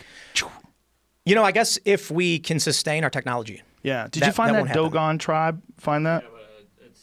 It actually said it's talking about Sirius. Siri, right. Not Mars. But didn't they have something about Mars as well? I typed literally that and Mars, and it just took me to Sirius stuff instead of Mars. So Sirius? the star. The star, Sirius. But they understand. They have a pull up a story on it if you can. It's a weird thing in terms of like the cosmology, like what they understand. And this is relatively primitive tribe that has this origin story. Well, it's like the end of My Battlestar. app isn't very good at all. Oh. So I'm trying to find The a end of better one. Battlestar Galactica. They find Earth. The fucking new Battlestar Galactica is so good, isn't it? Yeah. It's one of the most more recent underrated. Yeah, the more recent one. One of the most Amazing. underrated science fiction series ever. It was so good. Well, not to act like my ideas are original. The series ends with them discovering a habitable planet. Yes. With what did Spoiler alert. spoiler alert, with a species that's compatible with them. Yes. They find primitive humans. Yes. And so if that story, it's an interesting story. Yes. We would lose all knowledge of the previous planets and technology. And Well, imagine if we flew to another planet for the first time. We landed there, and it's like 1940s America. They're like, whoa. Or what would we maybe- do if we could fuck them? They'd be be so weird. impressed with you. well, what if we find a spaceship underground with ancient tech and we don't know what it is, and it turns out it's ours? The Dogon tribe, the Nomo, and their fascinating cosmic knowledge. Deep in northwest Africa, more precisely in Mali, we find one of the oldest, most fascinating ancient cultures to develop on Earth. So the ancient Dogon tribe is known for their religious traditions, ritual dances, their massive ritual masks, their wooden sculptures, and their architecture. However, they're also known for their incredible astronomical knowledge and their fascinating mythological accounts. The Dogon have a compelling ancient tradition. They mention myths and legends that go thousands of years into the past, predating possibly even their own history. Some authors like Robert Schoch, who's also the guy from Boston University, he's the geologist that talked about the Sphinx, argue that the Dogon were a people who originated in Africa, but who had been forced to leave ancient Egypt due to their religious persecutions. It is in his opinion that the Dogon may preserve ancient Egyptian traditions and myths that may even have been carried into the present age, claiming that the Dogon have a powerful cosmic connection. I can go on for this will take too long to read. Yeah. Because I'm just going to just blah, blah, So what blah. is that? Coincidence? Ancient knowledge? Well, it's just they understand the cosmos, and you'd have to go into the story, but it's a weird story. It's a weird how do they know this? Like what a weird origin story. But you've seen Zeitgeist, the Yes. original. Yes. Where in the first segment he talks about the three kings of Orion's belt pointing to the star in the east, where the sun rises on the third day. Yeah. Yeah, maybe their stories are just that. What could we do but stare at the sky and That's a good you know. point. Yeah, when you stop and look, if you were traveling across the country as you were, did you get a chance to stop and look in the middle of nowhere at the sky? of course. It's Fucking amazing. amazing. Yeah, it's Isn't ridiculous. Isn't it gross that we're robbed of that? Yeah, and wasn't it? There was a story that I think in Los Angeles, the power went out, this blackout in the 90s, and the police got tons of calls from people who didn't know what they were seeing in the sky. It was the Milky Way galaxy. Oh, Those are the same people that are injecting Lysol right now. They aren't, though. I know. You know. Well, somebody might. There's probably a few. Yeah, well, you know, if you're going to... What about that chloroquine thing? You know, the one form of chloroquine that was... Hydroxychloroquine? But the form that was a pond cleaner. Oh, and yeah. The lady and her husband... But here's the thing. The lady, wasn't she like a Democratic contributor? Big donor. She had Yeah. tweeted that Donald Trump was a psycho. Something like Yeah. that. And, her and her husband took the stuff. well, there's new reporting that says the husband was an engineer. His friends are shocked that he would do something so stupid. So the wife poisoned him. That's the theory that's going around. Now the fair point brought up, I think this was Free Beacon, is that he trusted his wife and he loved her.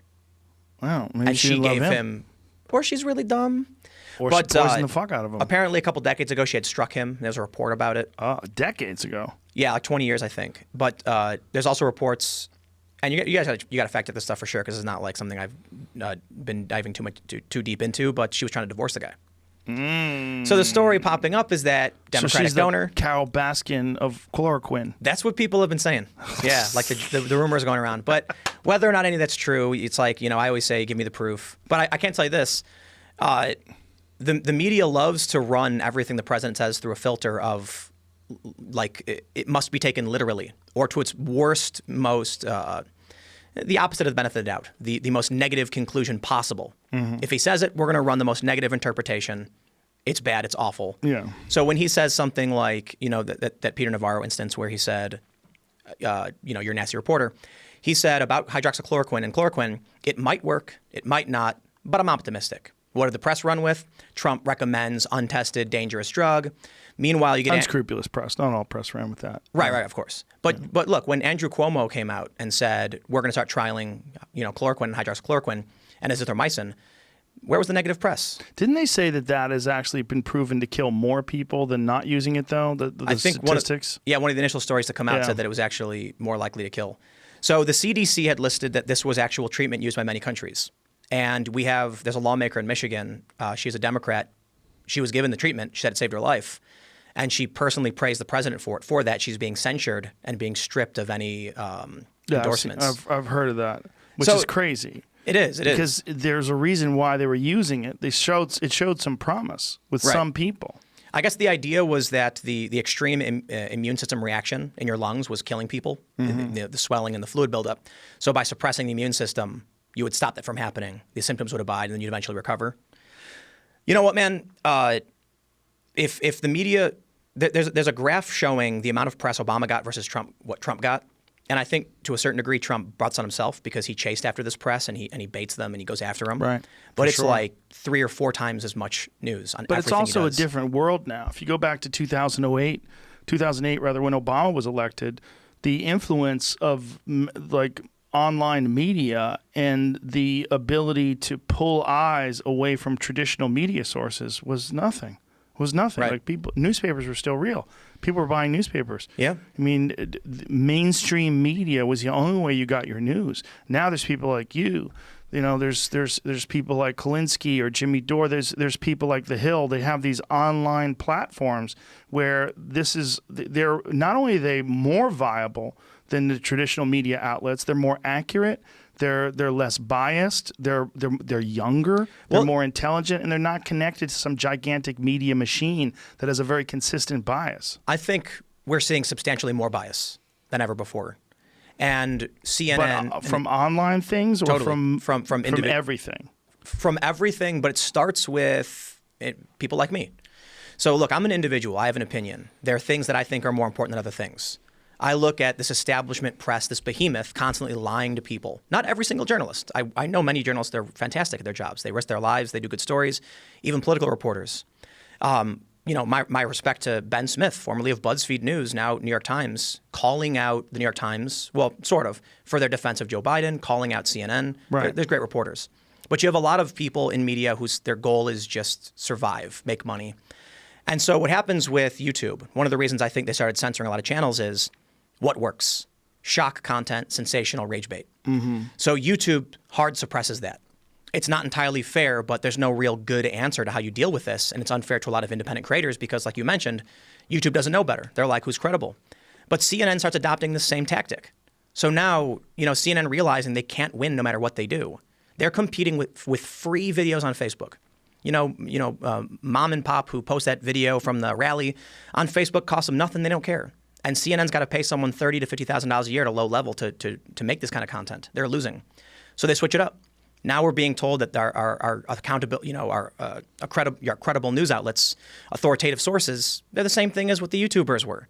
Look, I mean, when you get Don Lemon going on the show asking if a black hole swallowed an airplane, how is that any different from the crackpots on? He did. What? Don Lemon asked a guest if a black hole swallowed the missing Malaysian airplane.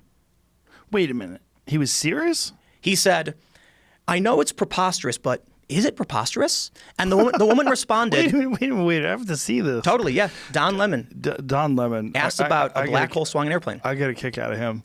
I like when he gets mad. But it's performative. It's not Yes. real news. So, I think it's great. I think we're seeing a certain kind of creator emerge that are good. I think Jimmy and Kyle are awesome. I think I do a good job. I don't think I'm perfect. But I think we're all biased. And so that's why I always tell people you can't just watch me.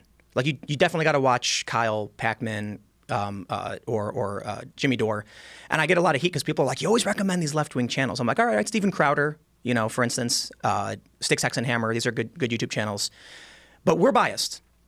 I think we all try to be as honest as we can. These big corporate channels are trying to survive. They don't care about honesty. So Brian Stelter on CNN actually said, he shows a bunch of videos from Fox News and says, don't watch The Spin, watch us. We're going to give you the facts.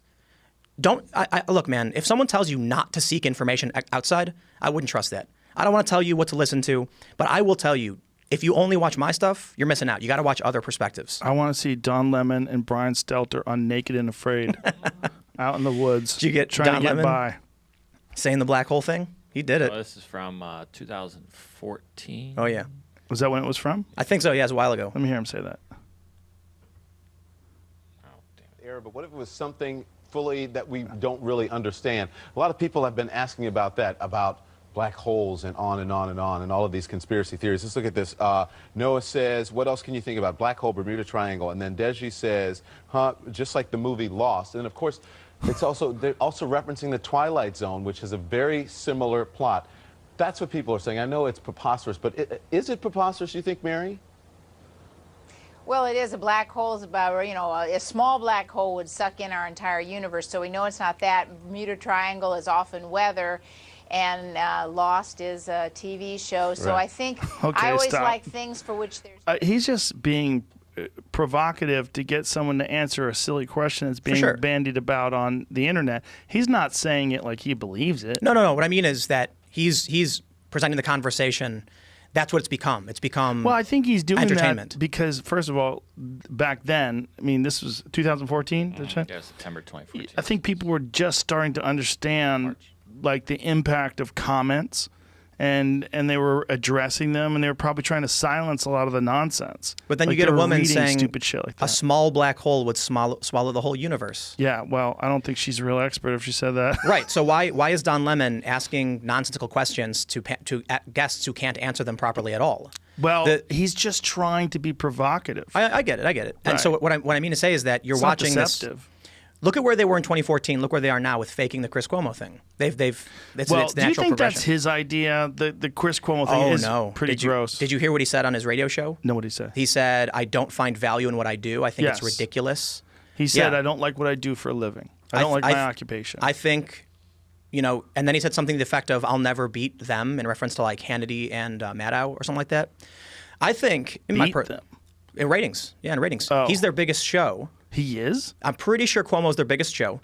Yeah, He's the only one that seems to be a man. and he doesn't crack 1 million in the ratings. Really? Yeah, it's like I think it's like 800 to 900. I think he periodically might. The ratings might be going up. I could be wrong, so check the latest stats. But here's what I think happened. I think the CEO producers went to him and said, "Look, man, you got this thing. Like we should run with it. Let's like go to your house. We'll film it. We'll make it this big deal." You think so? And I think it wasn't that bad. I think he had mild symptoms. Look, the dude went out. The guy left his home. He was even not when quarantined. he was talking about the issues he was having, he seemed normal. Right. Like here's what I would expect from someone who is as sick as he seemed to be. I don't feel that good, but hey, I'm one of the lucky ones. No, he seemed That's what I totally would normal. yeah, that's what I would expect. He's saying he's shivering so hard, he's chipping his teeth. Seems ridiculous. Yeah, it Now, doesn't seem. But I'm not I don't, gonna- I don't know. I mean, maybe when it's nighttime and you're tired. Because one of the things I remember last time I was sick was quite a while ago. At the end of the night, I'd be like really achy because I was tired, and as I was tired, my immune system would be depleted, and then I would feel the effects of the cold more. And then you wake up in the morning, you feel a lot better. Maybe pop some ibuprofen. I know he was taking Tylenol. So, You're not supposed to take ibuprofen for this for some reason. well, he said, I think he was taking Tylenol. My friend Michael Yo said that he was told to take ibuprofen, and when he did, it made it way worse. Oh, wow. Yeah. Well, so here's what can I say. I'm not going to accuse the guy. A lot of people are pretending he never even got sick. I don't think that's the case. He probably got sick. He tested positive. But Right, I I mean, think- it seemed fairly mild in comparison to other people. Like Michael Yo, when I talked to him, well, first of all, when he was doing a video talking about recovering from it, was coughing. Yeah. Even in the video, he was coughing. When he Yeah, was yeah. talking about on Instagram, thanking everybody. But he had a bad case of it where he got pneumonia, and it was rough. And, you know, Michael's a healthy guy, so that was disturbing to me. But the Chris Cuomo version of coronavirus didn't seem that scary. The dude wasn't quarantined. Okay, he went out to some property 30 minutes from his home, presumably with his family. He was witnessed by somebody else. You're not supposed to do that, right? No, you're not. I mean, Yeah. it's not just that, but on CNN, they said he was locked down. Right. They did this whole reveal where he comes out of the basement and Exactly. said, I've been waiting for this. It Didn't was he all a also lie. do a TikTok dance with his daughter or Oh, something? I don't know about that. I think he did.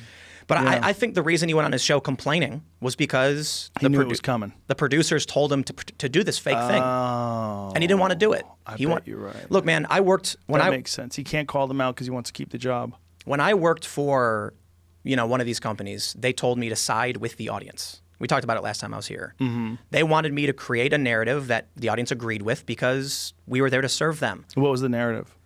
Young progressives, whatever they say. So social justice. So And- whatever young progressives say, you want And- to side with that. And I told him, I asked, are you saying that if there's a factual news story that would be upsetting to our audience, we won't cover it? He said, I think that's fair, yeah. What was it that AOC said recently that people shouldn't go back to work? That they should revolt, like they should protest, like not go back to work. That to me was one of the craziest things I've ever heard a politician say. Like, if anything, we need to get the goddamn economy back on track. I wonder if she's going to lose in her primary. She's going up against a woman named Michelle Caruso Cabrera, who is a moderate, who actually sounds very reasonable. And it kind of breaks my heart a bit because I remember how Democrats used to be. Like, you can look at the things she talks about, and she's a very reasonable, like, she's got like a book. She was an anchor for some, I think for like CNBC or something. And she comes off like, I don't know, kind of like maybe you or me, just how what used to be left before they became radical activists for social justice. Why do you think they went that way? Why do you think everything Social went media, so? man. You think so? Yeah, so Yeah.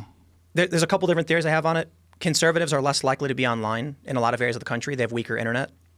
But they're so active online. They dominate for sure, and that's one of the reasons they're like, they get wiped out a lot.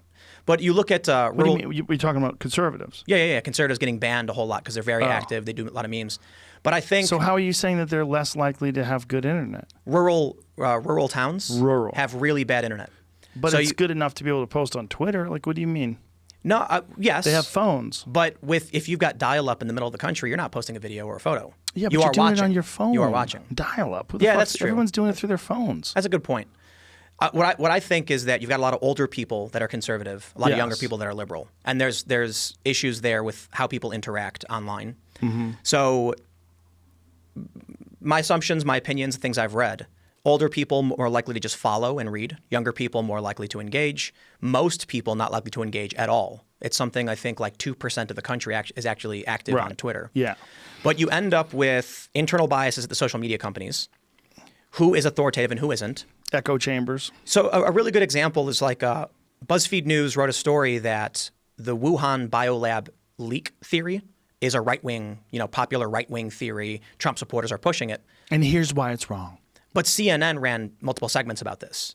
And so when you have digital media framing things as always, like you ever wonder why they never say left-wing? Like in the media, they'll say conservatives did X. They never say liberals did X because they view themselves as those people, right? So you end up with social media companies that view that kind of content as authoritative, left-leaning, you end up with left-wing activists and acceptable marketability.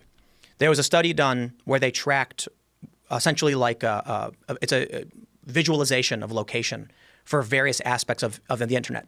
Conservatives are in this bubble, liberals in this bubble. Marketing, digital marketing companies overlapped with resistance Twitter, anti-Trump. So what ends up happening is big marketing firms based in New York City, based in Los Angeles, very urban areas, much more likely to be blue, have a blue perspective. They run commercials based on a left-wing perspective. Politicians see what the television is saying, they see what the websites are saying, and they say, this is what America wants. It's not. It's what the hyperactive 2% of Twitter wants. So they fall into that trap where they believe all this stuff. The reason Ocasio-Cortez got elected, she won, I think, she got 17,000 votes in a district of 750,000. Like, that's not winning a real election. But it was an exploit. It was exploiting the system. So you end up with someone who has views that don't represent the overwhelming majority of this country in a very high-profile position, influencing Nancy Pelosi. And one of the reasons they think they even went forward with impeachment was because Ocasio-Cortez gave a statement where she said it was a bigger scandal that the Democrats would not impeach Trump. Next thing we know, Nancy Pelosi hops on board with the idea, and that blew up in their face. Trump ends up seeing his approval rating go up. He raises a ton of money. It would be really interesting if what did him in was the Lysol shit. Oh, that was bad for him, though, yeah. But I don't think imagine? so. Yeah, I don't think it'll be it. What do you think is going to happen? In November, as of right now, the panic factor could be good for Trump. The fact that we're in a crisis may mean people are desperate for security. And they don't want to take a chance. They don't want to take any chances, right. And Trump is a bully. Like, I don't mean that necessarily as like, to the Trump supporters get mad. What I mean is like he pushes people around. And a lot of people like that about him, that he yells at the press. Mm-hmm. What a lot of people on the left don't get is when he yelled at that CNN guy, you're a nasty reporter, his base was clapping, standing up saying, thank you for finally calling these people out. Right. It was a good thing. You take that attitude next to Biden. Do you think Biden's going to make anybody feel safe? Nah, man, I don't think so. So the argument I've put forward is, look, man, I'm a moderate person. My politics have always been left-leaning, pro-choice, progressive tax, government programs, all this good stuff. Grew up in a city, but I'm not super far left. I need an argument from you. Donald Trump has come forward with the economy was booming, lowest unemployment in 50 years, best numbers of our lives up until the pandemic. He instituted a travel ban that the Democrats are even agreeing with now at this point. If you want to convince me to vote for you, and many people like me, I think you got to give me an argument as to why Biden is better, but they're not. They're saying, stay alive, Joe Biden. We just don't like Trump. But they're really doing right. that. It's a good point. And I think if the economy does manage to show some signs of resurgence around November, towards October and September, if he has some sort of a real rock solid plan and he can show you where it's going, this is what we're planning on doing. We're going to have this by that and that by this. And then, by the way, Joe Biden is not going to get better. His cognitive decline is going to increase, and it could drop right off of a fucking cliff. It might come around to where November is, where the gaffes are constant, and they pull him off of the public eye, and they never show him. If the Democrats want to win, they'll run Michelle Obama. We might have a fucking CGI Joe Biden with some. I'm not kidding. Yeah, where he does it from some sort of a remote location, and they CGI the shit out of his face. Well, I'll tell you one thing. There's some net positives Trump could look at in terms of the pandemic. Worry, people trust him. His approval rating was going up when they were televising his press briefings. Mm-hmm. As soon as they stopped doing that, his approval rating started going back down. So when people hear what he was saying, they liked it. But the other big factor is if this persists beyond the election, Joe Biden will never debate him. And we see this in the press right now. Everyone keeps saying it. The longer Joe Biden is hidden, the better his campaign is doing, because people can't see him struggling to speak. They're just going against Trump. Mail-in voting. I agree with you about Michelle Obama, but I don't think she really wants to run. Well, I'm not sure she would either, but I'm saying I think they would win if they ran her. They probably would. Mail-in voting, I think, will be the downfall of Republicans.